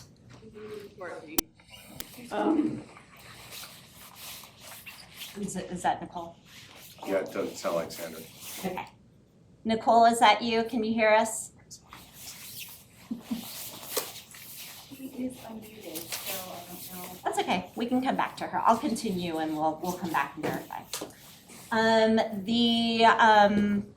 The third piece of that, and there's also been a lot across the state, and certainly from the district I had come from, we are seeing a lot of, just based on where we're at in the nation, a lot of immigration and refugees coming to Colorado. They're dispersed, across the system, but we've had more of an influx there.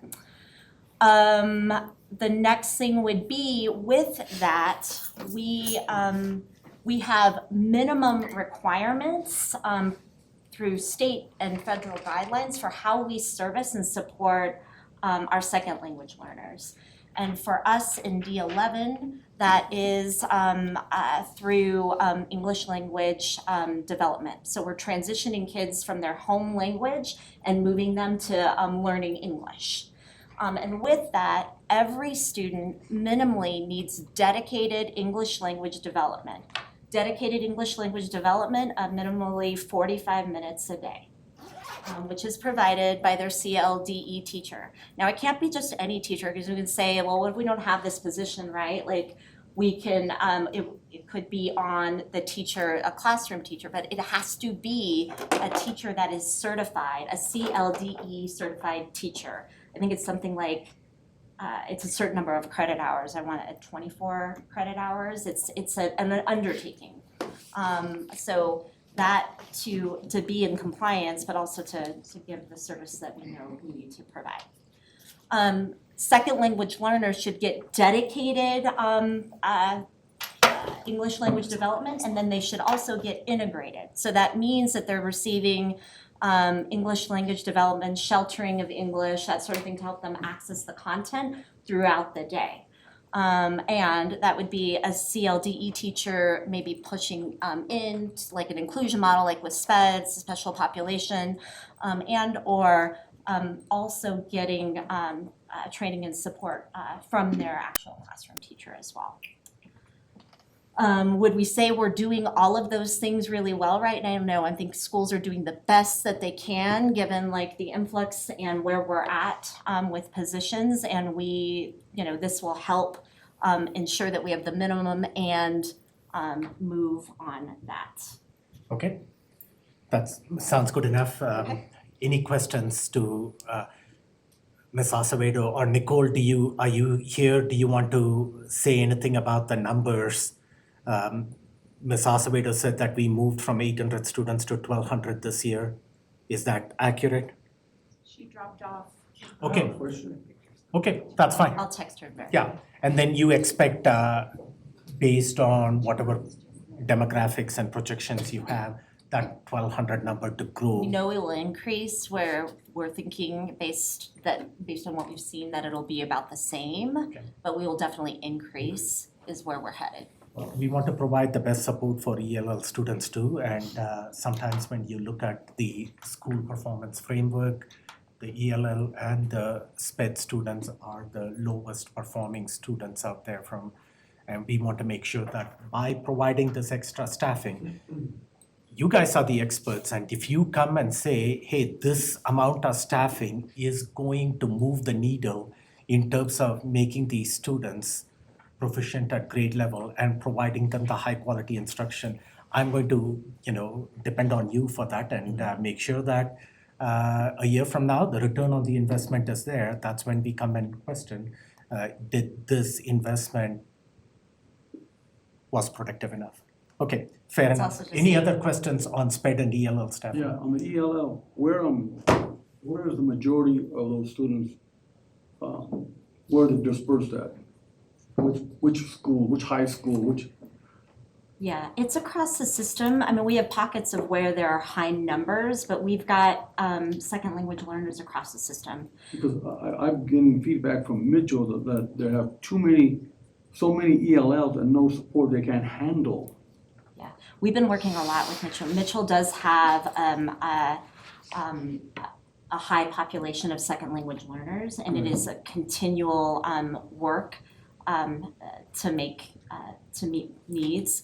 Been working with their area superintendent, the leadership there, to This is what to address they feel, this is what they tell me. I know Yeah. it's not true, but they're saying, is admin dumping all these people on us? Can't they go to other schools? We can't handle what we're getting. And that's what's coming to me.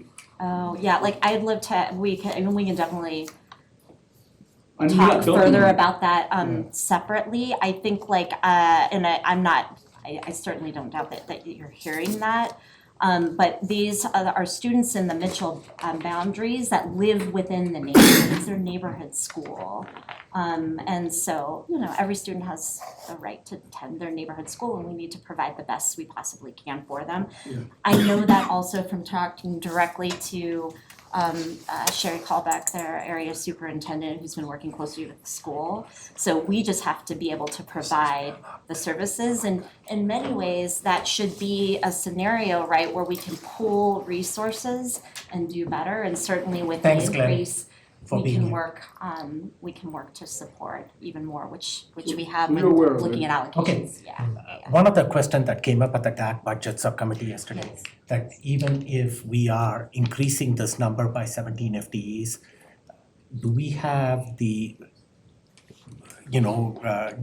ability to fill this demand out there? Do we have enough ELL teachers that are out Where are you there? gonna find them? Yeah, you're going to be able to find these people. Well, how many are there currently, and would these be the same ELL that they're already hiring for positions, or would this be ELL positions that have additional certification needs? Would you be recruiting different people? Different people, yeah, the These ELL 17 is on top of So the this is on current top of, and then staffing. how many openings are there currently? So is it, We only have a few openings Only a right now, few so we've done a really good job, because it's a specified, like, we've received teachers and gotten them who have certification from other areas. so you say less than a luckily- handful of openings? Oh, yeah, but 2 or 3-ish, and so, and we've been filling. Now, that's not to say, like there's an additional certification, but so far we've been able to meet the demand. We have ideas and scenarios, because it is a part of, we're asking for this allocations, but it's also to meet minimum compliance, state and federally, right? So it's not, of course, we absolutely wanna deliver, we need to do better, you're right about the data, but it's also to stay in compliance with that. So with that point, if we can't get certified CLDE teachers, we would look at, can we get other adults that we can train, EAs, that we would work in alignment, and they'd have to, this would to also be compliant, but they'd work in alignment with a certified CLDE teacher, Okay. right? Thank I think you. the hesitation, because like We gotta that keep moving on. We have a was 7 the o'clock lowest- that was special meeting. noted as the lowest priority, so I would say that may have been something that would have changed given the context of that, so that's where I Oh, thought that's a that good was. point, Okay, so we got a 7 o'clock special meeting and we still haven't come to the other 2 agenda items that are there. So we need to move the conversation along. So we heard the feedback from administration about the staffing. If we are comfortable with it, we can move on to the next item. Are we okay with this? Any further questions specifically on the staffing itself? No. Okay, and then moving on to line item 9, it's the same thing, increasing teachers to staffing allocations, which is 15.5. That's because of the 500 student enrollment projection that is there, okay? And then increase classroom ESP to staffing allocations would be the same thing. So that covers all line item 9. If the board is comfortable with that, let's give a thumbs up on that at this time. Okay, we have a thumbs up on that. So the 10 is increase instructional and non-instructional allocations. That's again based on the student, so we are good with that. Now, IBR request itself, it comes to you, Ms. Acevedo, the 11 item, which is you had asked for $1.44 million in recurring, and 72,000 plus another 72,000 for was it in CLDE position, something like that? CLDE, so Yeah, again. CLDE position. So that's what's reflected in that. And one of the recommendations, and when you look at line item 5, $2 million from the mill levy override was transferred as a one-time, non-recurring amount to curriculum and instruction. That's the 2 million that's in line item 5 under non-recurring. And then the 1.44, which was initially made as a recurring request, was recommended by the DAC budget subcommittee yesterday to move to non-recurring. And that's how it looks like at this point in time. The 1.4 has been moved to non-recurring. Yes, 1.44 is moved to non-recurring. So what you have essentially is a 2-year non-recurring budget, and at the end of 2 years, you can come and make a request again. Okay. If necessary at that point in time. That's what we have at the start, accounting for the 2 million one-time money that got transferred over. And the request that you made was for curriculum and instruction, math and literacy funding, $1.44 million. That was the main request, and the 72,000 we talked about. Any questions on that from board members? So- Director Nelson? The 72,000, these CLDE also Yes. kind of like saying we're going to 18 FTE? That's an additional FTE. The difference with that position is that it's a position. So right now, like if you look at centrally speaking, who runs all of CLD programming for the district is Nicole, who was on WebEx, and one TOSA for the entire district.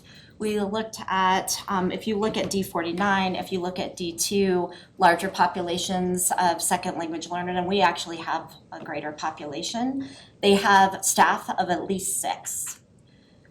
Now we're talking about increasing to be in compliance, but also to be able to provide ELD services of another 17 TOSAs. We need at least one more TOSA to combine with the one TOSA that she has on her staff to be able to ensure and support this, the TOSAs that exist in those, to be able to handle additional support to schools as needed. I think we were being very conservative there with that, given, needs, but it's 18, but the position is different, the Sure. function is different. Yeah. Thank you. Any further questions on this line item from board members? So the one request that I have is the recurring request that you made in the PBDA that came as non-action was 1.44 million as recurring. So if we multiply that into 1.44 for 2 years, it comes to roughly 2.9 for 2 years. Right now, we have 3.44 in that non-recurring column. If we can correct that to 2.9, which is what your request is for 2 years. So right now, we are funded for 2.4 years or something like that. So if the board is comfortable with that, we can correct that to 2.9 to accurately reflect the 2-year requirement to fund curriculum for 2 years, and then you can circle back for additional funding. So just to clarify then, it would be 2 million still coming from the mill levy and then 0.9 coming from the non-recurring funds, and that's what you're suggesting. 0.88 technically. Yeah, 0.8 technically, And but 0.9. does that still meet what you requested? Yeah, but Technically, no. like it is, and we have got Carol Gates, our fearless leader of curriculum instruction here, who has put together the request, and we've gone over it specifically in our key priorities in mathematics and literacy. And so, in looking at that, that is what we believe we need yearly.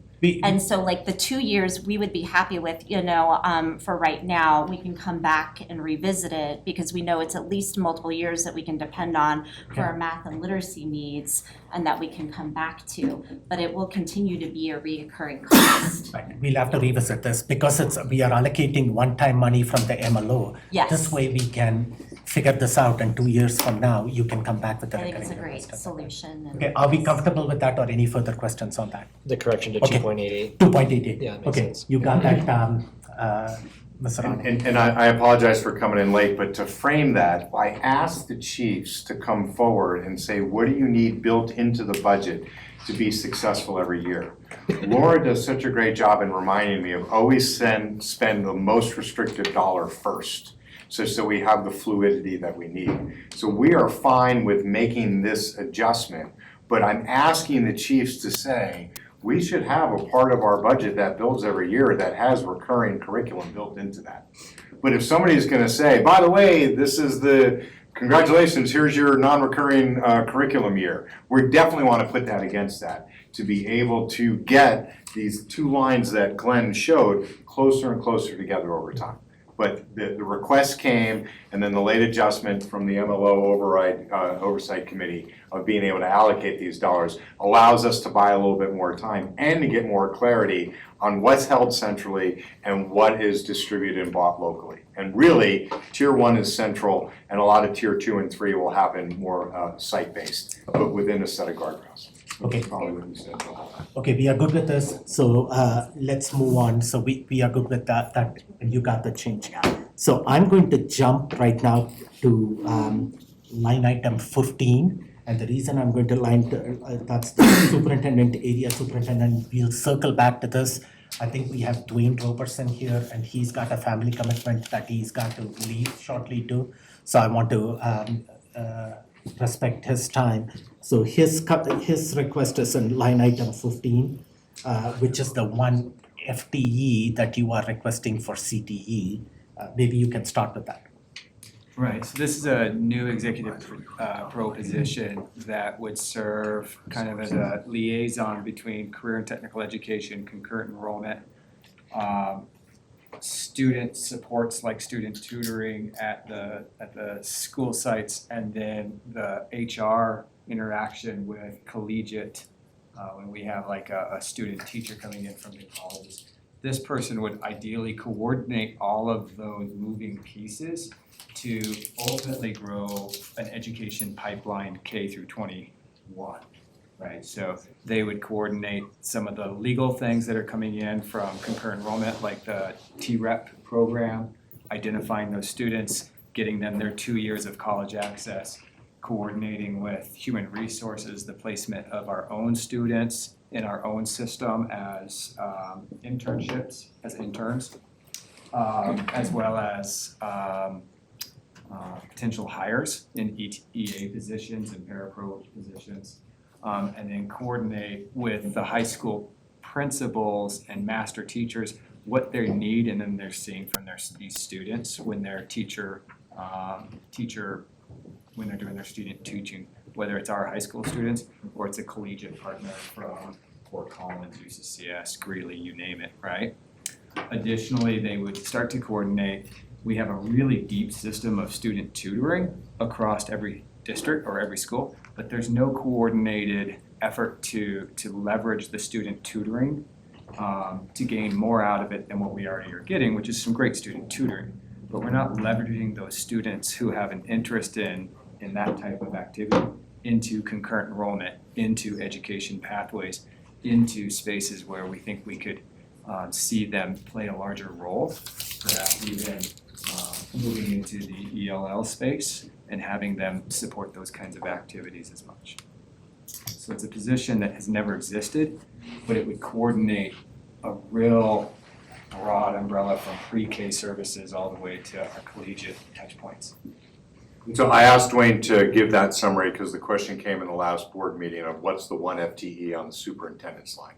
So despite my efforts to try and get a manicurist in and a stylist, I couldn't get one hired. We just didn't have a place to put that, so we added it underneath my line. I applaud both Dwayne, all of his team, and Dr. Mendelsberg for really taking what had been slightly off and putting it into the center of where we're trying to deliver, particularly on secondary and post-secondary.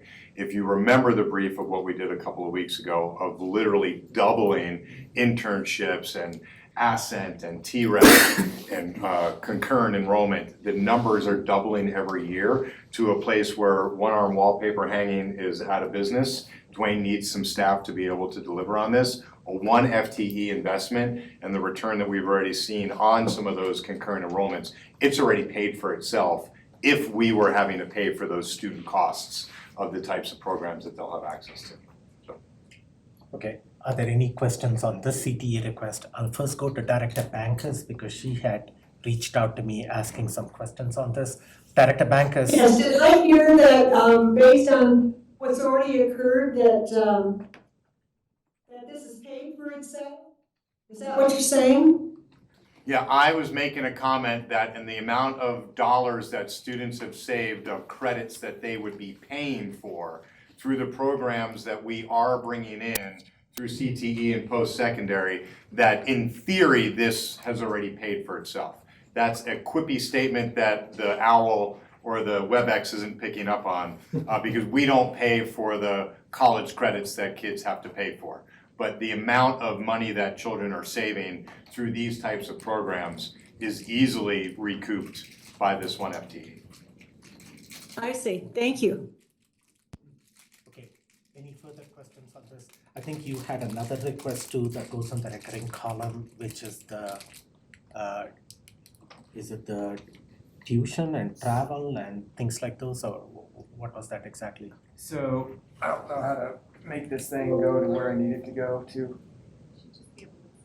Oh, there we go. There you go. So I have a funding request in there for career and technical education. So our division, I think it's important to remember that when we talk to me and Scott, we wear multiple hats, right? It's part of me is college and career and but that is not state recognized career and technical education. That is an entirely separate budget, right? It's for tuition and fees and those kinds of things. My title is CTE. I run the career and technical education classes. Those are the high school classes that we can give college credit for. Our budget, every year you've seen me come back to you, almost every mid-year budget, to request a mid-year increase. What this request would be is to take the mid-year increases that we've been asking for year over year and just to make them reoccurring. The predication for that is my budget is not directly tied to the reimbursement from the state. So the state will reimburse the district for career and technical education. It's called the Career and Technical Act. It's up to 25%. Laura knows very well it prorates down, but it's up to 25% of the investment we make into CTE. Over the last 4 years, our average return to the district has been $890,000. Our top 3 years in those 4 years was $950,000. My budget is just under $600,000. What this request would do would be to take the same amount that I asked for, a little more actually, than at this last mid-year budget, and make that a reoccurring amount. It would bring me closer to the alignment of the state's reimbursement for what we already get for CTE. So this one actually pays for itself. Okay. And it would allow me to know that I can kind of budget without kind of hedging so much because of a mid-year. I've been incredibly grateful for your graciousness at every mid-year request.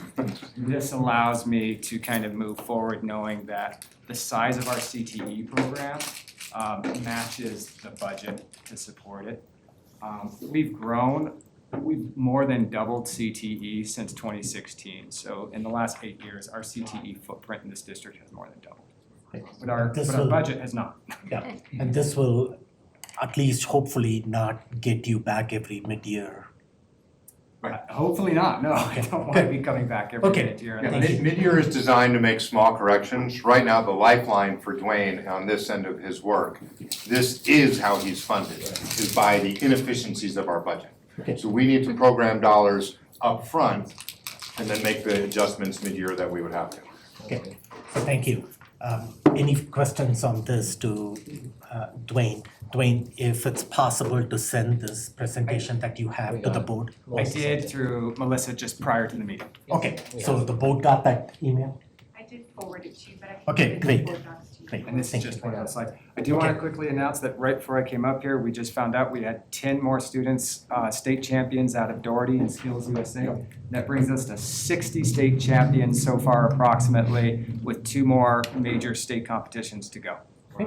And So they all qualified for nationals. yeah, and we look forward to, Deborah, you heard that, so we may have to bring those 10 students to a board. I'm already on top of it. That's awesome.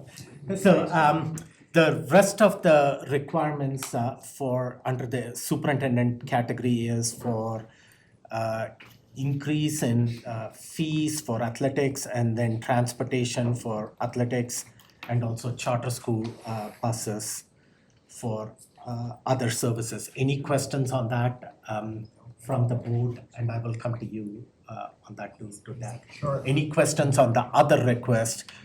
Chartering motor buses for extracurricular activities and field trips and stuff like that. Any questions? Yeah. So just and you maybe were gonna touch on this, a concern at the budget meeting. Happy to help with transportation for athletics.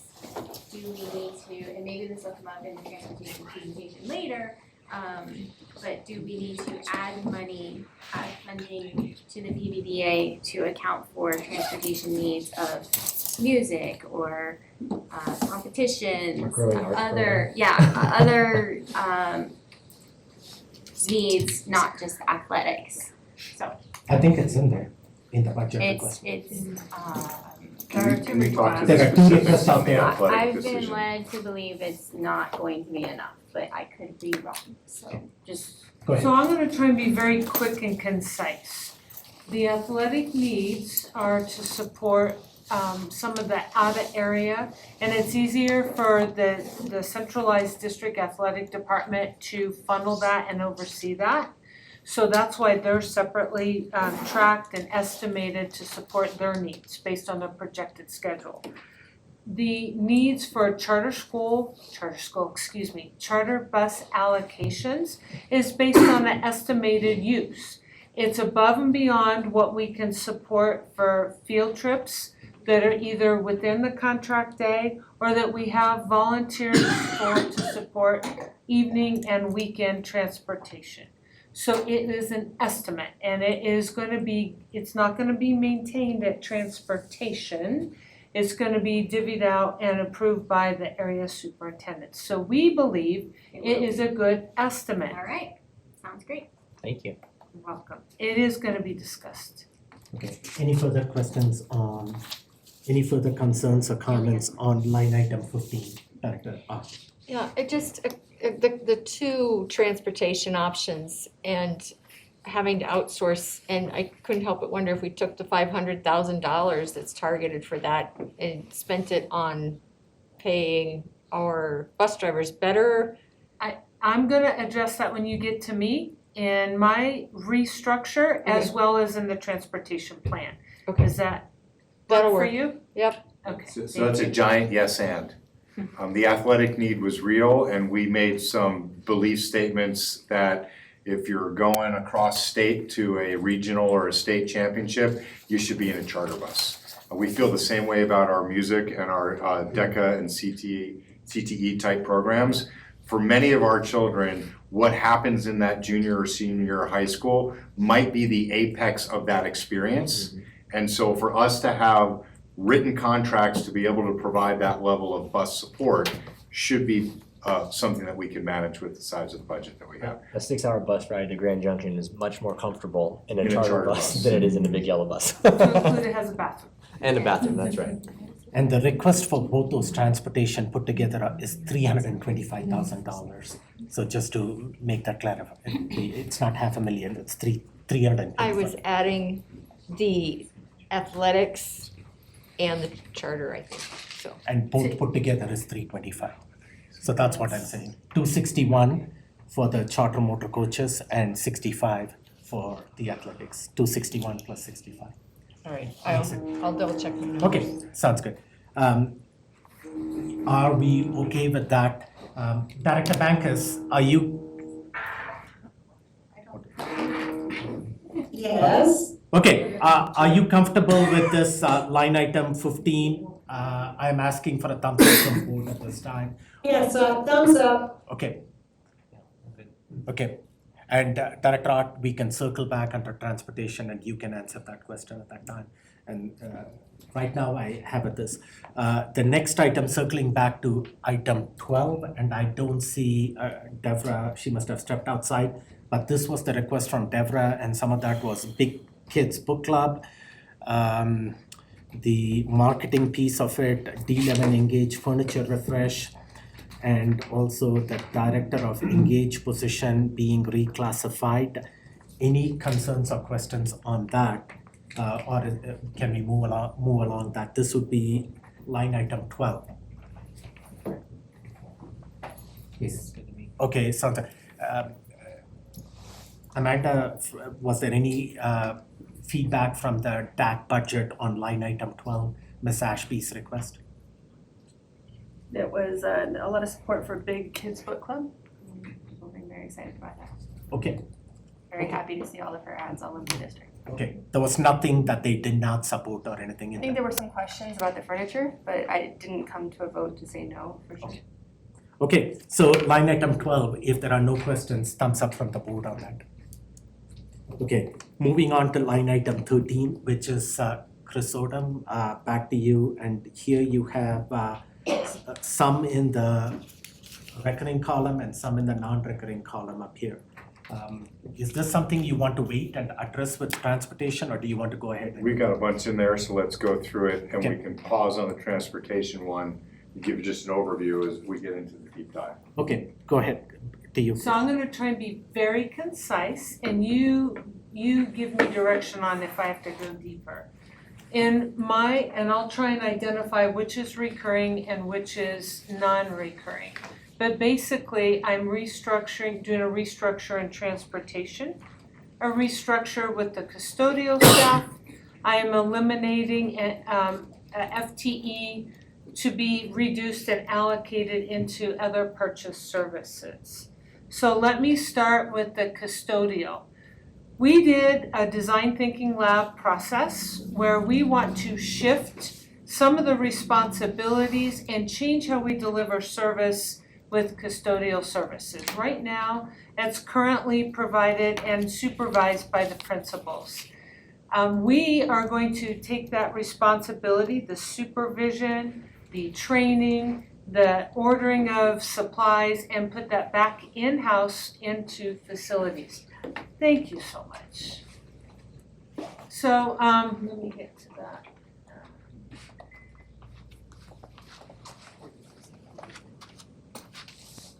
Is this on board docs?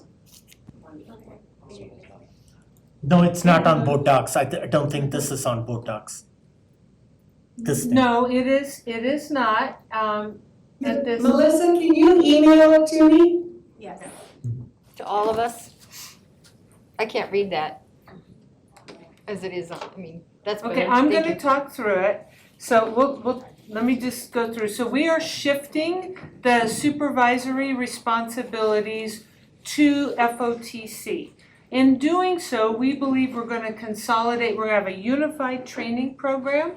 We're gonna have unified supplies that we use. If I could show you at the end of the meeting in the supply office right here, that we're going to an automated refill station. It measures, it's pre-measured, so when you push the button, you know how many blues, how many pinks, how many yellows for chemicals. We're gonna standardize, so it will help reduce those costs. We are going to be able to have a roving group of building techs. And then this will, in essence, be supervised at FOTC and give back to the principal group. So it'll be seamless and it'll take some supervisory responsibilities off their plate. So what we have right now for the custodians, we have, the reason why we're outsourcing is because we have 48.5 vacant FTE. And we are going to split that in half and eliminate 25.5. And we're going to reinvest that into several areas of the custodial workforce. Remember, ABM is our outsourced custodial contract that only provides cleaning, which is the work that's provided by the building techs.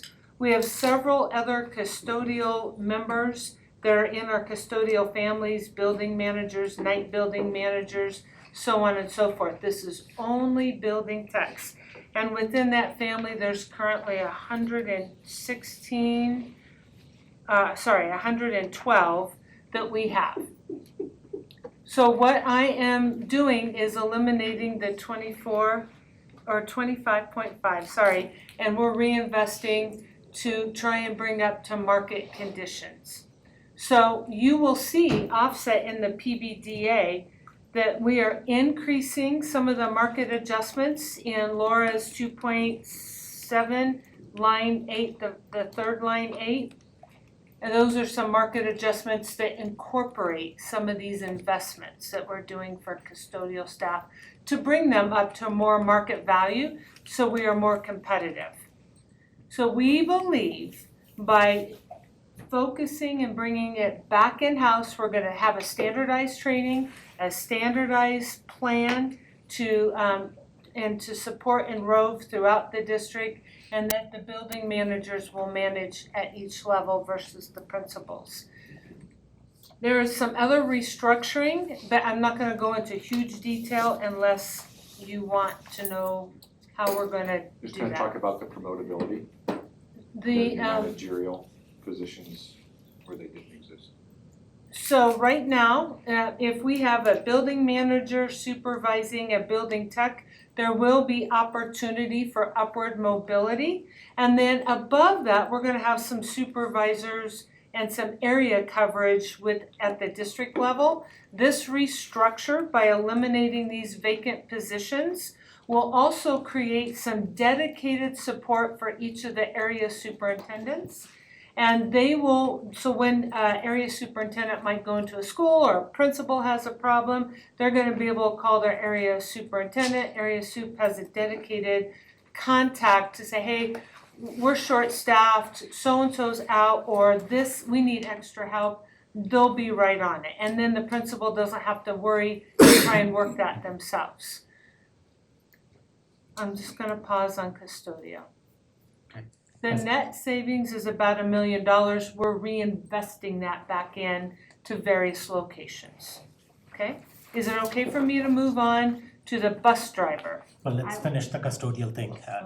Let's defer to the board first. Any questions that you guys have? I knew that budget subcommittee had concerns and I wanted to hear them. I think, so one of the recommendations that has come forth from one of our budget subcommittee members was to add $100,000 non-recurring, so for certifications for ESP. Would that kind of fall under in there, or is that already built into that kind of structure? I'm not sure what sort of ESP certifications you're looking at. So they were looking at, training for mixing pool chemicals, or training to make sure that they're using the equipment safely. There were concerns from, I think we have one of our ESP people here to say that, we used to have a very robust training program when it came to building managers and technicians and doing their job safely. Would this be comprehensive with that, or would you need that? Would that $100,000 be additional? Would you say, Phoebe, about meet and confirm? That is being addressed in meet and confirm. I did not know that. Sorry. Thank you. I guess it was like, is there So this is necessary- enhancing and providing a more robust training opportunity, some consistency, but only at the focus level within the custodial world. But do we need to add some money to the PBDA to address what could be happening in Meeting Confirm, or are we good? Not yet, we're good, because we're building the plan, building the training plan, and we wanted to align to the training that teachers and principals are getting through the professional development days. So then next year, we're starting small, to make sure that we're addressing everyone, every classification that needs training, building what their training program is going to look like. Right now, it's not gonna cost us any money. That's what we're, So you're and if saying- so, we'll address it, through the meet and confirm process. Okay? So what we're understanding with the custodial staff is that they're gonna fill more of those positions in-house, and over time, you'll be able to decrease the amount of contracted custodial staff. So that is something I haven't brought up. We have an IBR request in the non-recurring column that is for $1.5 million to provide 35 staff. The intent and the request from the FOTC group is to continue that one more year to help offset. So while we increase and can attract and grow and fill our vacant positions, then we will decrease what we have on contract. Did that answer So your question? the way I hear you is, by this restructure and providing that extra compensation for our custodial staff, as we fill those vacancies that are there at the school level, then our commitment to the contract might decrease over time. That is correct. So we may not need the full 1.5 million, hopefully. I don't know. Yeah, we don't know what we don't know. Well, that's It's the not goal. committed, but it'll be there if we need it. So, but last year, the commitment was 1 million, now we've increased it to 1.5. That is a true statement. Okay. Because 1 million was 25 vacancies, 35 is what we grew to. So, is ABM able to provide? Right now, we have 31 positions filled out of the 35. And so they went up on the number this year because they were late to get to that number. But to That is sustain that number for next year, we then get charged because they're already in place. That's Because it wasn't built to be that long, so it's an And extension. the other concern that came up at the TAC budget subcommittee, I'm going to address that because Amanda is here too, and Scott was providing that feedback, was that ABM be held accountable for the quality of service that they provide. And there was some concerns that some of the outside contract companies were not living up to the standards and expectations. Something that is you and your staff can monitor and make sure that they live up to the contract expectations. Absolutely. Okay. Absolutely. Some of the concerns have already been verified and have been taken care of. Okay, any other concerns that came from the TAC budget subcommittee? Nope. Okay, I do want to be on the record as we go through several of these. I anticipate that the long-term plan will always be a portfolio solution on the operations side. I don't think we'll ever be able to afford to pay the type of salaries that it takes to attract people to a career in the district for some of the menial labor that comes at the lowest end of some of these operational services. Having a subcontract as an offshoot that can ebb and flow to meet that demand signal is just smart planning as a business. We're not seeking to outsource all of our custodial service. We know that we are in a relationship business, and a custodian, a building tech at any level who has positive relationships with staff, community, and students is an accelerant for us. However, we have shown over the last several years, and not just in our district, but across the country, no one is filling these positions at the 100% level that they did before. So we have to continue to think of what are the ways that we can provide a portfolio solution. So we are appreciative of the ABM contract from last year.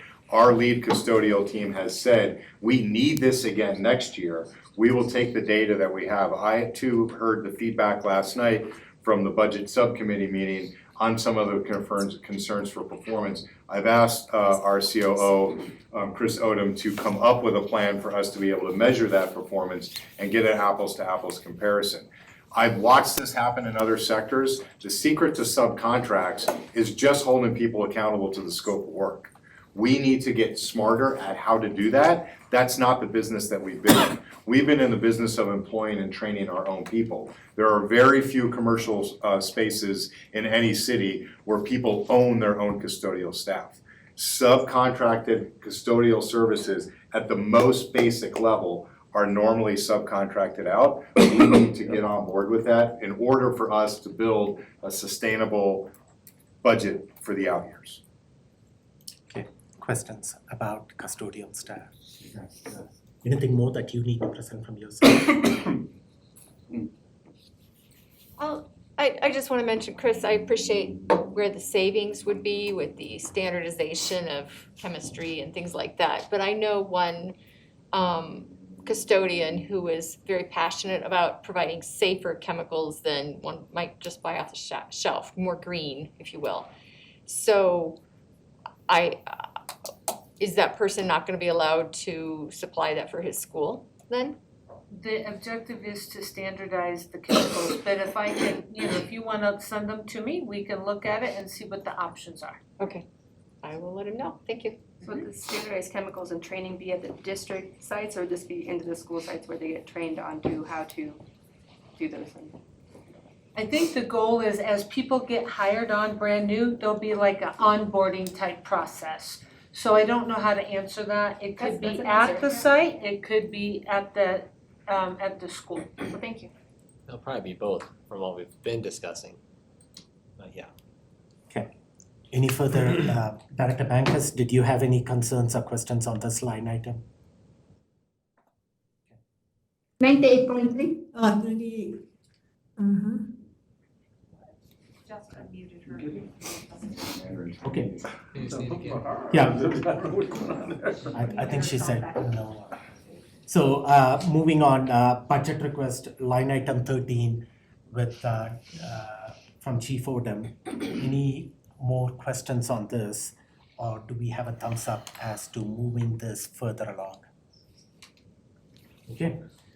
So the next one is Chief Bailey. I just want to throw in and give thanks and appreciation to the board from the Fund Balance Task Force that all the things that Chief Odom just went through our Design Thinking Center. So none of these were singular ideas forced down and said these are the mandates of how we have to change the system.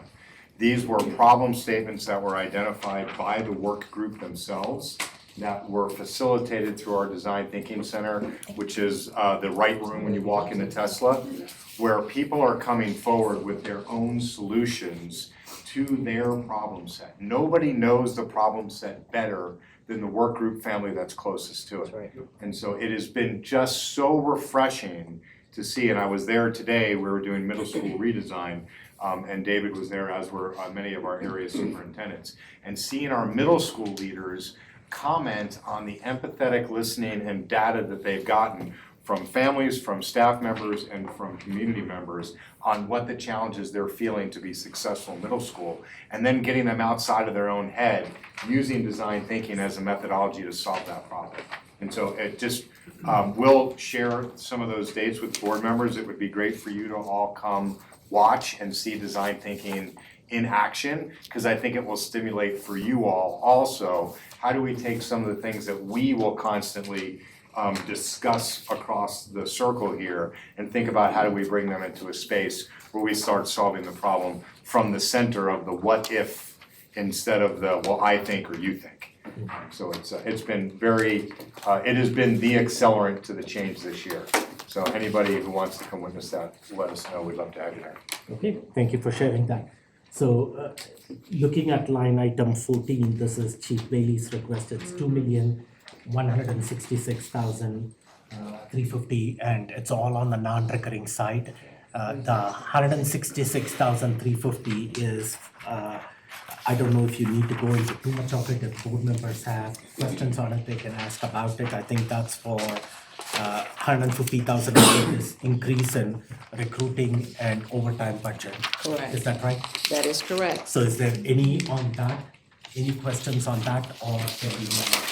Okay, so the biggest request out there is for $2 million, I think, for, is that your request, Chief Bailey, $2 million for hiring bonus? Yes. That's That what is- shows up on the PBDA, Correct. $2 million has hiring bonus. But in the sheet that you just circulated to us, that request is $1.189 million, so. That was the original request. I think once Laura's team went back, looked at the data within the system, and they recalculated what was actually spent from January of last year to probably, this time? Right. Right So we now, looked at we have historical spent data and 2 million. recalculated that. Ms. Bailey had just submitted what we approved at mid-year. That was ideal to get us through half a year. And I don't know if you understood that, but she requested half a year's worth. And we said, if we're gonna continue this for a year, let's just bump this up to what we would need for a full year. So this will fund from July 1, 2023 to June 30, 2024 That is correct, for a full academic year. yes. And the current hiring bonus is $2,500 for any new employee that's hired in the teacher and ESP group. That is correct. And you want to continue that program for an additional year. Well, we're open to conversation because the first document that I passed out to you, President Malpacum, you wanted data, turnover data. Yeah. So we ran the data from 2020. As you can see, 2021, 3 years worth of data to this particular point in time. Beginning count of staff, how many we hired during each of those years. Terms mean resignations. Okay, that's what that means. Terminations mean resignations, but within our system, that's how it shows up. The retirees are there. And then, as it breaks out, that's the turnover rate. Below that, President Malpacum also requested what other surrounding districts are using hiring bonuses to fill their vacancies. So as you can see, there's Harrison, $1,000 bonus in November paychecks, found for Carson D8, a $500 holiday bonus paid in November. They do it every year. Whitefield District 3, $1,200 bonus, half in September, half in January. Academy 20, at the time, they still don't have an amount. They're doing some other things. Cheyenne Mountain D12, none. Canyon City, $500 in October. And Lewis Palmer, 1.5% bonus for those who did not receive the new hire or hard to fill bonus. So this doesn't look like hiring bonus, this looks like more all employees get like a what we gave, like a non-recurring bonus. Right, which means this is what they do. But do they have any hiring bonus, these No. noticed? Okay, so then we are doing a $2,500 hiring bonus at this time for all. Right, and remember, we made that request because we had additional dollars in the fund balance and we wanted to try to fill our vacancies. It was never to be a continuous, It was for a season. Exactly. Yeah, it was because we were going through a pandemic at this time. At some point in time, we got to go back to pre-pandemic state when we are not giving these hiring bonuses and more targeted towards compensation and all those things. Board question on the hiring bonus request of $2 million, Dr. Rack. So I've seen advertisements for District 20 specifically, and so just doing a quick District 20 Colorado hiring bonus, they do have some. Well, those are, right, we've seen the $4,000 for the special, right. But those are bonuses that are within their particular checks to get them. I mean, we do have a hiring bonus for our hard to staff, our specialized service providers. They receive 10% above their salary once they're hired. We have various incentives for bus drivers, things of that nature. So we look at those things differently. I mean, our 10% above their salary, we could actually call that a hiring bonus, but not this type of definition for a hiring bonus. Because we don't offer hiring bonuses for education support professionals. And this hiring bonus is for all teachers, not areas, right, specialized or hard to staff teacher positions. You know, math, science, sped, we still haven't gotten to that point where we provide additional bonuses for, content math teachers, science teachers, ELL teachers. And if we were to ask for specialized bonuses in our hard to fill positions, We would sit down with CSEA, bring our data and say, okay, this is where we are, we're having difficulty hiring these individuals. So, you know, can we have a memorandum of understanding to provide that type of bonus for specific, you know, teachers? because the master agreement at this time says level playing field across the board. Correct, So right. we're- That's how we got the specialized service providers bonus of 10%. So fundamentally, because the union doesn't want us to have hiring bonuses without their approval. No, they want them to all be the same, Correct. Okay. which makes it hard for us to find hard to fill positions. No, it doesn't. So, Phoebe, do you have, if not, I have the picture of the specifics, or Director Ott, can you share? Are you on the D20 site? right, That goes I- 12,000 Yep. for, I think we should read that out, because the highly specific and variable, there's a 3-time bonus to speech pathologists over pre-K teacher. $12,000 bonus if you're a speech pathologist to go work in D20. And a pre-K teacher, I think, was 4K. And as the current arrangement is, it would all be 1 if we were to pursue hiring bonuses that way. Can we get to that level is the question. You can't get to that level, we would have to negotiate it and come up with a MOU. Gotcha. And we have started already. We from do what you're have saying, some, with the special correct, yes. speech pathology type things. Yeah, Correct. so it's not impossible, obviously. Correct. Just an extra hoop to jump through. Not to mention when you don't have anyone looking out for you, you get mistreated. Okay. You get a bonus, but doesn't mean they'll treat you right all year. Okay, is there any conversation about this hiring bonus at this time? $2,500, what the request is, and Chief Bailey seemed to indicate that there is some conversation that we can have around that number, whether it should be 2,500, whether it should be differentiated bonus at this time. And we saw some of the numbers for other school districts. It seems like we are doing over and above what is necessary at this time. And at some point in time, with all the requests that we need to do, we got to be moving away from this hiring bonus. The thing that I'm asking the team to do now is for us to track the individuals that were given the hiring bonus. Does it change retention? Yeah. And I would like to get legal counsel review on what amount of teeth we can put into hiring bonuses. So there's a couple of pieces to this. First of all, in either a hiring bonus or a non-recurring bonus structure, the feedback from the system is people would like that more monthly than they would at a chunk in different time periods. But how do we do a hiring bonus that pays maybe as a signing bonus for next year? We give you the $2,500, you're obligated to work here at least 12 months, minus the, you're removed for cause or something like that. But I wanna see the data, because we were at 800-ish, 870 was the number, Laura, is that right, last year that we gave? Yeah, I think Amber told me that it was actually 600 and something. Okay, She so rounded somewhere. it up to 800 because it was 3/4 of the year. Gotcha. 680. 688, that's 15 to 20% of our employee turnover, or 15 to 20% of our employees that turnover every year. If we're gonna pay extra money to get people to come, I wanna see that meant that they stayed. Right, that was gonna be my question is, do we know that we saw results from this? That it actually helped improve filling our vacancies? I mean, I'm not seeing,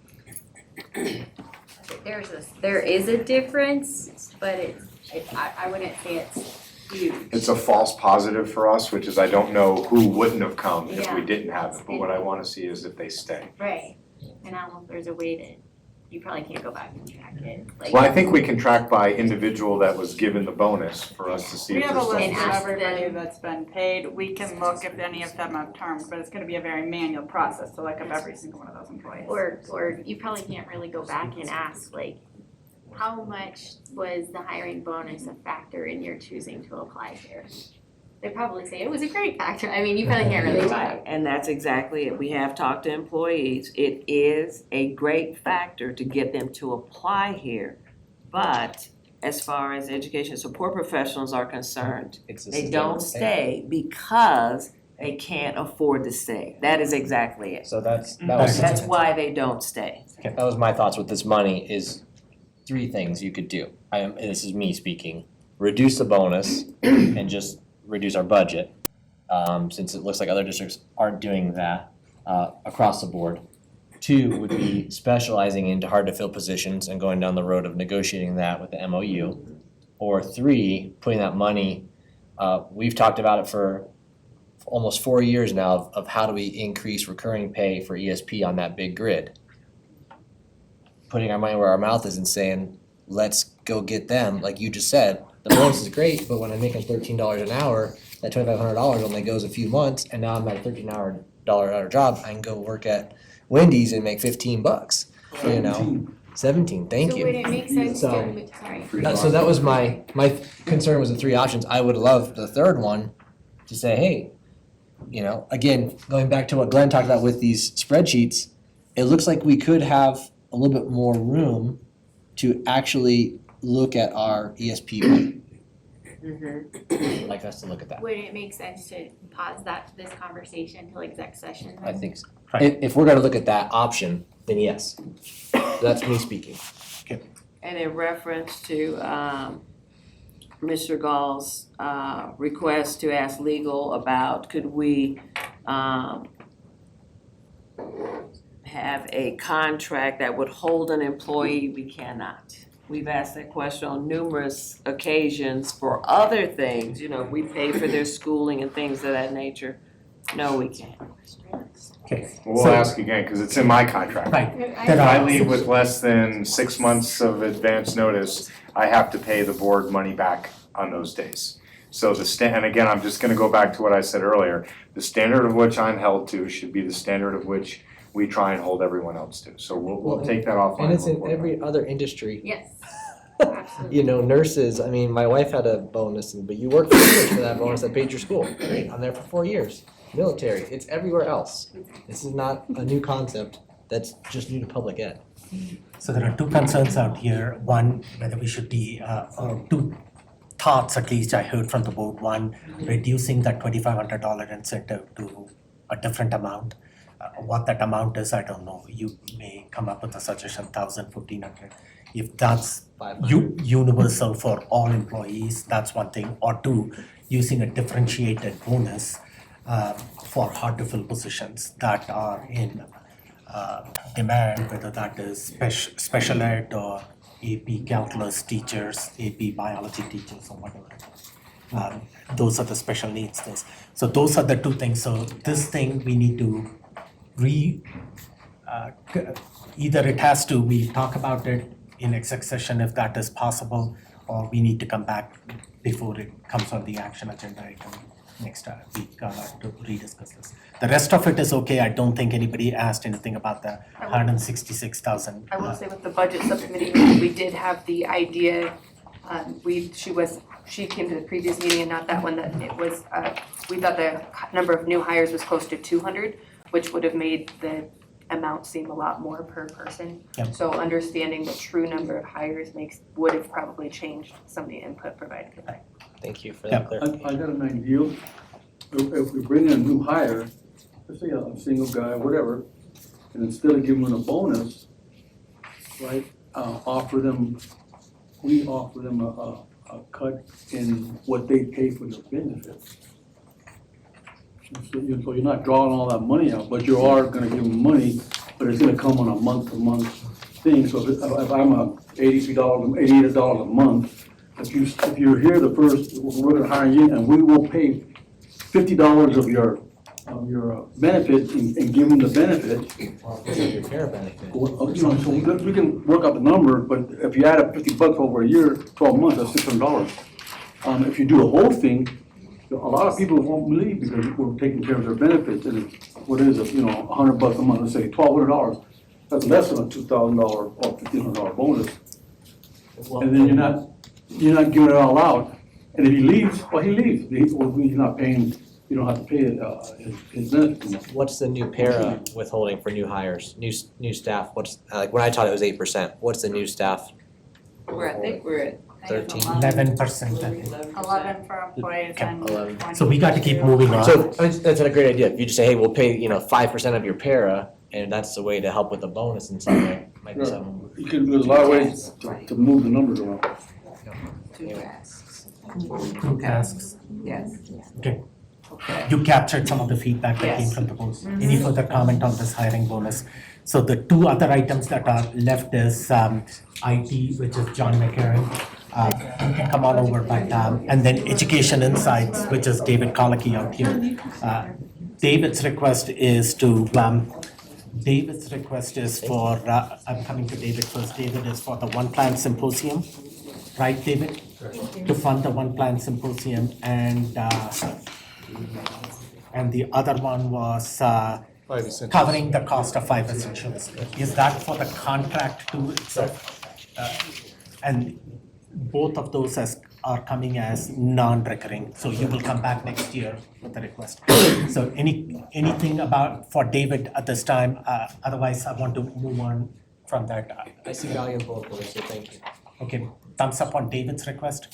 David Collicky's thing, which is One Plan Symposium and 5 essentials. Okay, so that's done. I see 4 board members. I need 4 board members thumbs up at least. Okay, that's good. 5 I see there too. He can get all the money he wants. Then, John, your thing was for some renewal of licenses and stuff like that, and I think we have pretty much, we got to do that.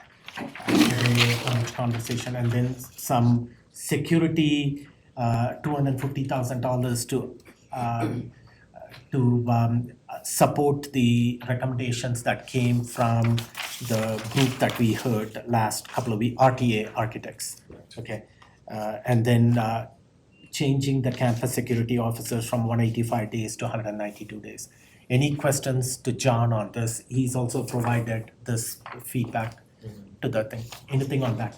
I'll just share with the board, this is slightly changed from the DAC budget presentation. 3 of the requests were taken off the board.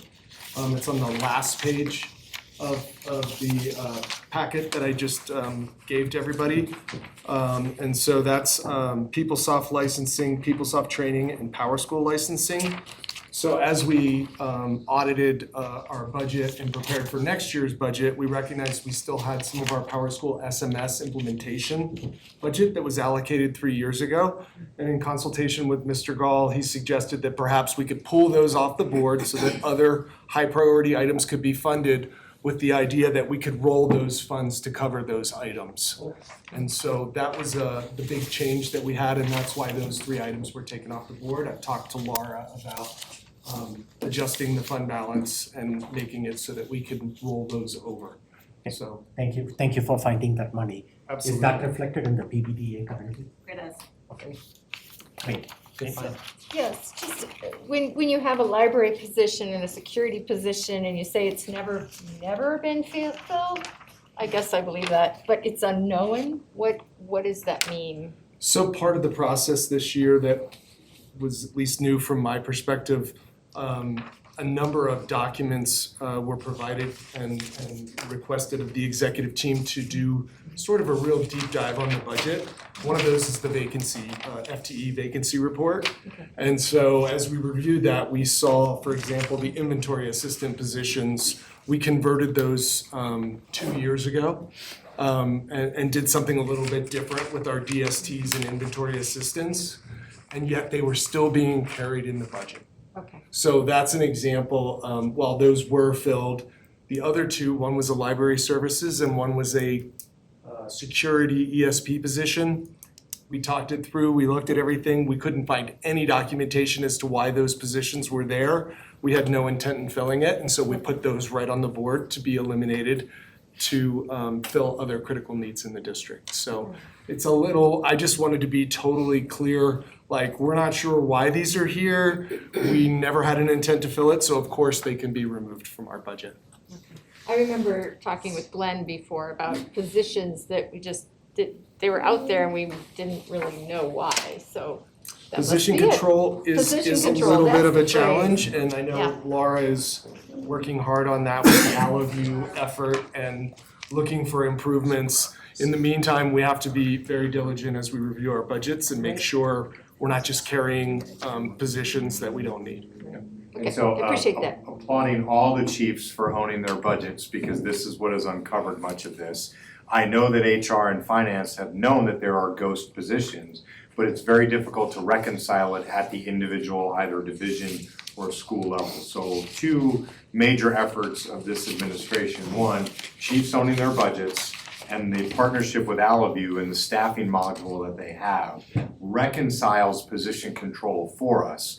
Because you can't spend it if it doesn't match to the line item. And so that's where, it will take us years at least to get to that part of school and student-based budgeting. But that will continue to find, one, efficiencies, and where it is that we're just not matched to our strategy. And the language that I will use is, this year we've done such great work on math, and if we were to say next year is the year of literacy, we need to be able to track, did we actually invest more money in literacy? Did we actually spend the money that we invested in literacy? We have all right intentions. What we're seeking to do is implement and execute with fidelity, and this, as John's bringing forward, is just a small example of that, that says, it's very easy for John to not do that work and to just say, I need X number of more dollars, because those dollars do exist, as Glenn and Laura have stated at the front end of this. But doing that house cleaning then shows, and I'll go all the way back to my very original statement when I arrived, building trust with the community that we are good stewards with the public dollar to match against those board priorities of which this board was elected to deliver, so. So, having listened to John, are we thumbs up on John's request up there? Okay, so that's fine. So we have finished all of the requests that are there. So the two, just to summarize for you for correction, would be, one would be the ALL Acevedo, the non-recurring item, moves to 2.9, or more accurately to 2.88. So, and then we still haven't figured out with Chief Bailey, the hiring bonus part of it. Other than that, so I also want to remind that we are scheduled for a special meeting at 7 o'clock. We have a wiggle room of about 15 minutes, so I can start that meeting, but we got to start that meeting as it's been announced before 7:15. So let's make a goal to get transportation done in 15 minutes. Well, and any other further questions on this before, any other feedback that came from the DAC budget? One of the feedback that maybe I can capture it for you, Amanda, was that as we go through the process, feedback that was provided from the DAC budget was that chiefs continue to identify some recurring inefficiencies in the system and bring it back. So the staffing To be fair, that was before we had seen, still continue to do that, but that was clearly before we had seen the presentations over the last couple of days talking about the health of our budget, but yes. So, but overall, maybe we can continue to identify inefficiencies in the system and correct the program. We do it every day. Perfect, thank you. Let's bring the transportation. One more thing, and I don't want to delay this conversation.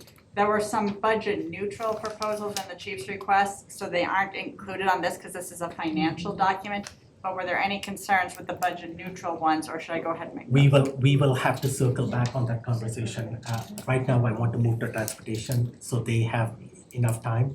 So we may have to circle back on that conversation.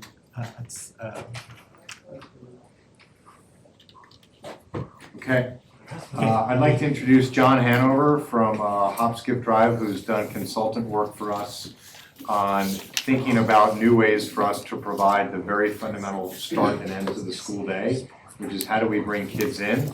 And if you haven't met, CJ is our new Director of Transportation. I really want to give a shout out to CJ for and all of his team for making the impossible possible every day.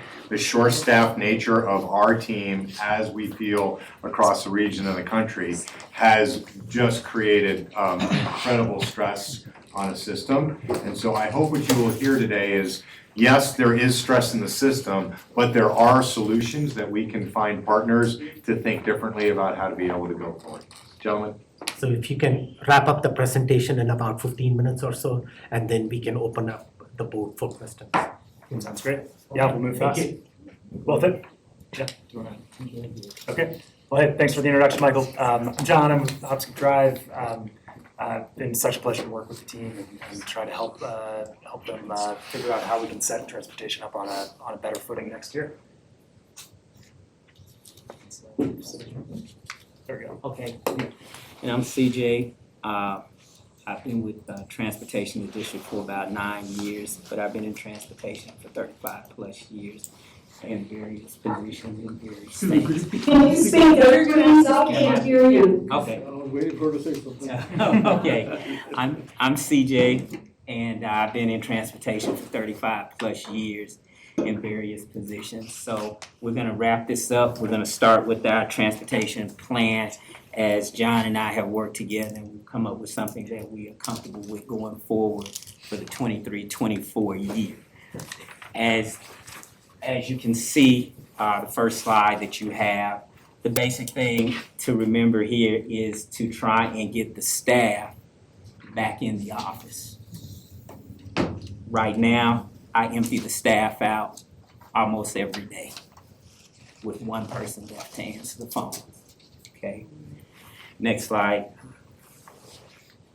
This is the most important slide. I need you to just remember these points here. In 2017, we took a poll, we had 103 drivers. That was pre-COVID. Coming out of pre-COVID, today we average 64 drivers, okay? In 18 months, between July 2021 and February 2023, we've lost a total of 53 drivers. In the last 6 months, out of that 53, we have lost 25 drivers before we started the year. So it has had a major impact. Next slide.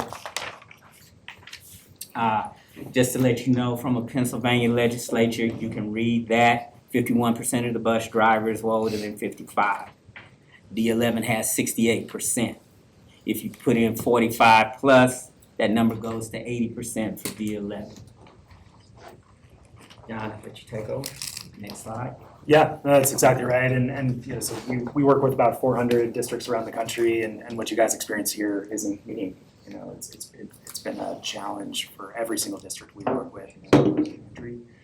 The nature of that job is changing, and that's caused a lot of the same challenges that CJ and his team have been up against this year. One of the things that we've spent a lot of time focusing on is looking specifically at route design, because that's an intervention point where you can really have a lot of leverage on how to make the most of the drivers that you Can you speak up, please? Absolutely, sorry about that. So is that working for you? Director Bankus, can you hear him now? All right, I'll keep going. Yeah, so route design's a real leverage point where you can kind of design a system, take the complexity of all of the kids that need to get to school and design a system that's going to do that as efficiently as possible and in a way that's resilient to broader labor environment. Routing is a classically challenging mathematical problem and a human problem. You know, the CJ and his team are up against a lot of things to try to do that well, and that's where we're hoping to help out, is to kind of leverage what they can do with their expertise with some additional technology and analytical support. You know, one of the things that we look at a lot is the actual ridership on buses, because averages tend to kind of obscure some of the costs and some of the opportunities there. And so when you look at the distribution of buses that D11's running on any given day, you have many that are very, very well utilized, very full. Some that are maybe even have, you know, overly so. But then you also have a lot of buses that don't have a ton of kids riding on them any given day. There's a bunch of good reasons for that. Ridership's hard to predict, it's hard to measure. We'll talk a little bit more about that on future slides. But it opens up a big opportunity to take a more balanced portfolio approach to sending the right vehicle for the right need and saving those precious CDL bus drivers for the well-utilized full routes. One of the recommendations here is, you know, D11 has for traditionally routed, every student who's eligible for transportation has been routed to a bus. Whether or not that family has indicated that they actually need that ride. There's a lot of complexity here that we could dig into another time, but the team's been doing some great work thinking about how we can get feedback from parents in the spring about whether they actually need that spot on a bus that they're eligible for, so that the team can route to the number of kids who actually need a ride, rather than tell everybody who's eligible. And here's some more detail on how the team's going about that, but we'll skip through that. And so what's important about that slide is just we are in a place now, and CJ will say it, where we're distributing the RFID cards to get the data. Most of our data from this last year has been anecdotal or just observational. But we want to get the hard data to understand how to optimize to get to that place. That one slide on what was the slide? What's a third of our buses are running 12 or less kids. Yeah. I mean, that is inefficiency by definition, and it's also horrible for our environment when we think about what it is that a yellow bus adds from a carbon footprint. That's exactly right.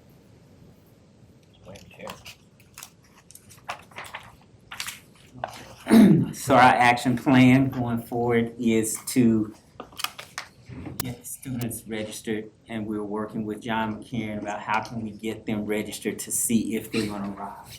One of the important things here is we cannot forget that all are eligible to ride.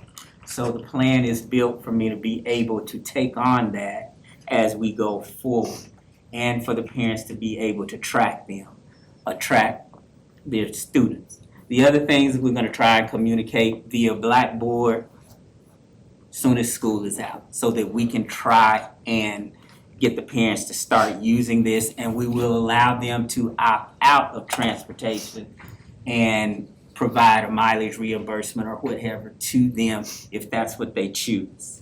Next slide. I'll try to skip through these pretty quickly, but one of the things that we think about is actually the process of routing. I think a traditional way to do this is that you kind of bucket students by their kind of category and then route within that category. And what that can do is create some silos and miss some of the opportunities where if instead you kind of start with the individual student and then design around that and find the most efficient way to combine them onto the routes where they can where there's the best fit.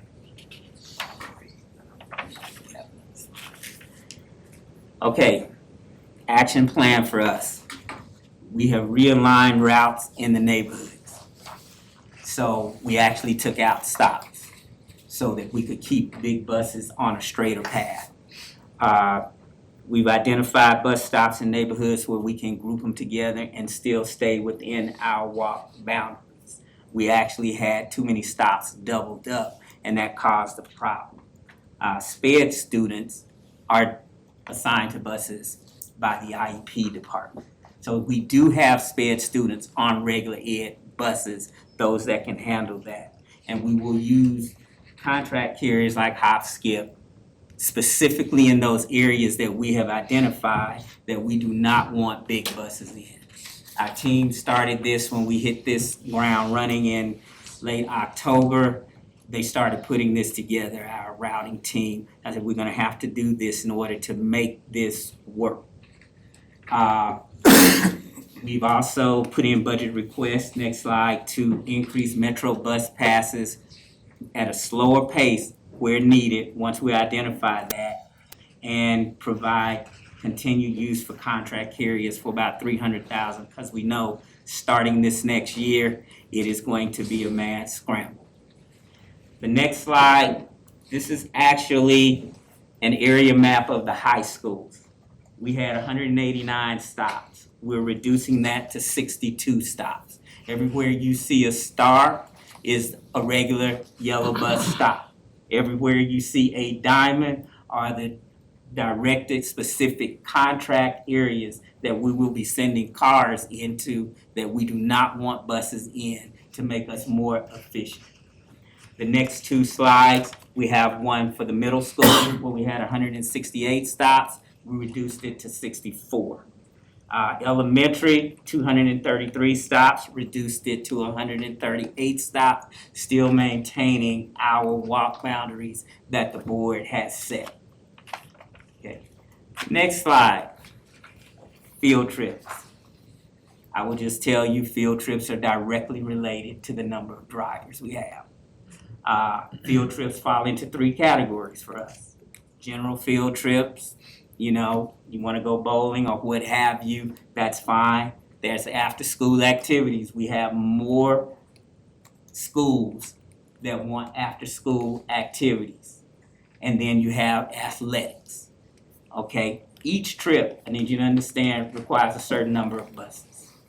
It's not the trip that matters to us, it's the number of buses that the trip takes, which is directly tied to the students. So if you want to take 300 high school students, and I can only put 50 on a bus, multiply, you just took up 6 or 7 buses. That's 6 or 7 different drivers. Some trips, they only need 1 bus. Next slide. We are purchasing 8 activity buses that can be shared with middle school and elementary. High school have theirs.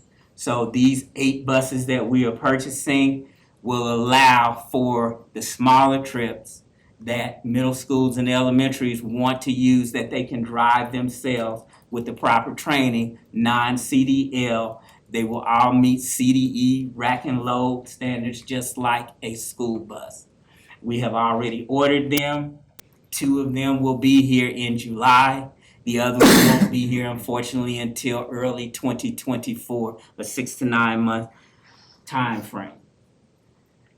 We will use contract carriers for selected field trips. Next slide. Present my packet. It's 7. The 2023-24 proposal is to increase the contract carrier pool from 2 to 5. We started off with 2 in October. We've increased it to these 5, and they are designed to just do field trips.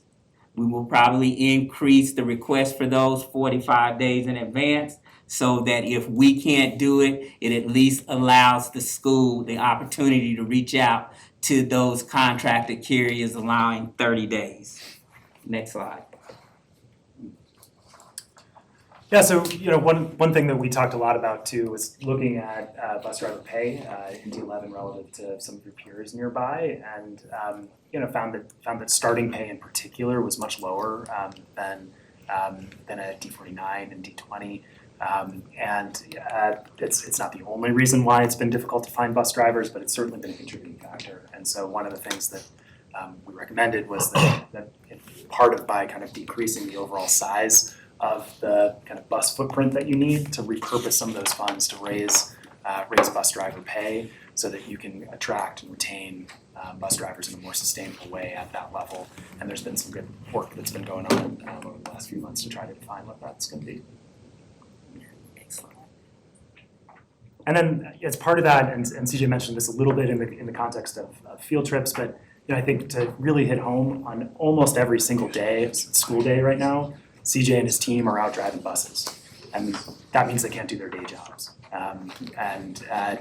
It's so important to have a sustainable bus operation that we get to a place where that people are able to do their jobs, and that means having a pool of cover drivers for when a driver calls out sick or gets flat or whatever it is, that are able to do those rides. And kind of when we look across the country, best practice is somewhere around 10 to 15% of bus drivers are going to be out sick any given day. And so having a pool like that, so that it's a very rare situation where you need to go deep into the bench and have your office staff get on a bus, rather than that being a daily occurrence. Makes sense. This is our staffing, September 2022. We had 74 drivers, 38 vacant positions. Today, I have 62 drivers, 50 open vacant positions. The new plan for 2023 restructure, I need 82 drivers. I have reduced it with the new scheduling and the new routing that we have done, and we will be taking that, hopefully compensation, and putting that back into something substantial for the whole transportation staff. What we need, better transportation across, better compensation across all my levels of transportation. And again, we want to attract more drivers. We want drivers to stay longer, and we want them to take advantage of advancement opportunity within transportation to keep it going.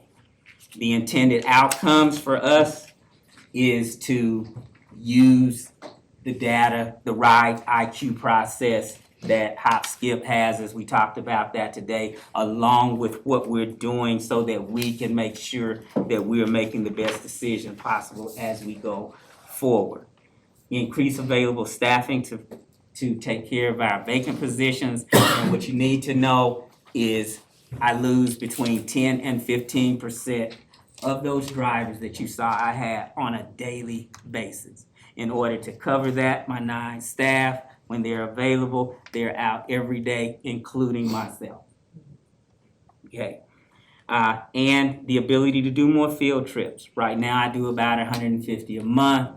If we could get the staffing where we need it to be, it would be about 300 a month, because it would allow me to have 2 to 6 dedicated field trip drivers that are non-restrictive on leaving at 8 in the morning on a Tuesday and getting back and working the weekends. And that would keep us safe with DOT hours and compatibility. Next slide. The vehicle replacement plan, I've already talked about the 8 replacement buses. We have a recurring MLO of $600K per year. That really only allows us to get 4 buses a year, and right now that's okay with me as long as we keep good equipment on the road.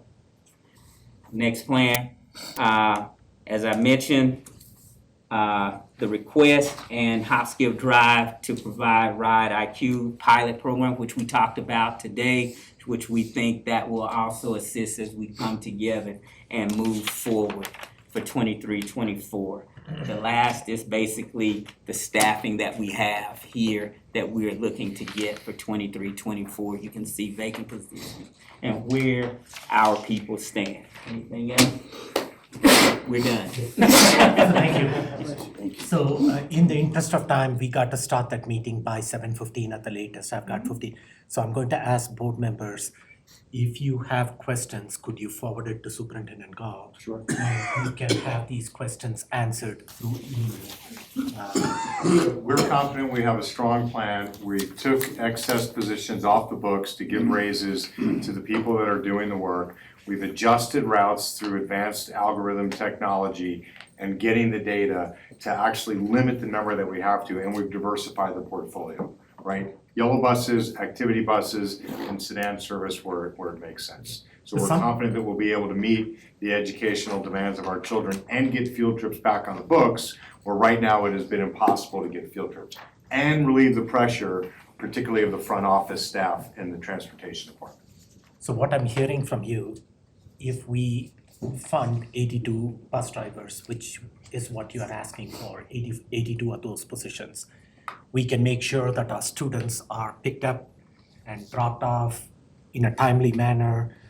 Those have all been challenges this year.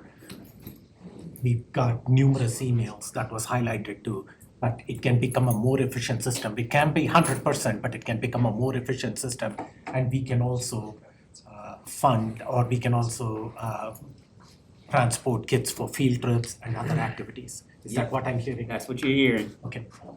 Provided we increase the compensation too, that you make. Across the board. And that's reflected in the PBDA already. Okay. Those targeted salaries are already built in to that budget that you've seen presented. The basic idea is that we don't want, by reducing these number of staffs cuts or whatever it is that is happening, we want to make sure that our level of service is not going to be compromised by cutting the bus stops location from 110 to 65 or whatever it is you had out there, that the level of service that we provide is not compromised in any way. Right. We cut the bus stop number because we were doing, I'll give you an example. We have on your board docs 1 mile walk distance. We had some only doing a half. We were just out of convenience because of pre-COVID and you had a number of drivers. We just did it. Coming into post-COVID, you cut that driver level in 50%. The stops have to go back to the 1 mile for the elementary, 1.5 mile for our middle schools, and 2 miles for our high school. Denver Public Schools they did their adjustment. They are 1 mile for elementary, 2.5 miles for middle, and 3.5 miles for high school. And the reality is nobody expects a child to walk 3.5 miles. What that does is it forces this opt-in or opt-out question. And so what we believe is that high school students have many different means to find ways to school, of which doesn't necessarily have to be the yellow bus. We're excited for the RFIDs, it will give us the data. Anecdotally, we know that our high school buses have the least amount of high utilization. Yet, as somebody said earlier, $1 million roof is $1 million roof. A bus is a bus because it's a driver, whether it's full or it's not. So, getting them full, getting them tight. Thanks. So thank you. With that, we have one more item on the agenda. You guys are good. So I'm gonna recommend that we bring Summer Bridge to the board meeting. I can do it in my SOUPS report next week or as a non-action item. Okay. We have a couple of We can do it in the superintendent's report. Yep. But by pushing that it's not just going to 1 affect. week. I just gotta do it. I got some folks who got some things they gotta take care of. And we gotta go into executive session because that's when it's scheduled. And I can't have people here to come back to do that. Okay. So As long as it's not going to affect your timeline. it will not. Okay, thank you. Thank you. With that, we are adjourned with the work session at 7:10 p.m.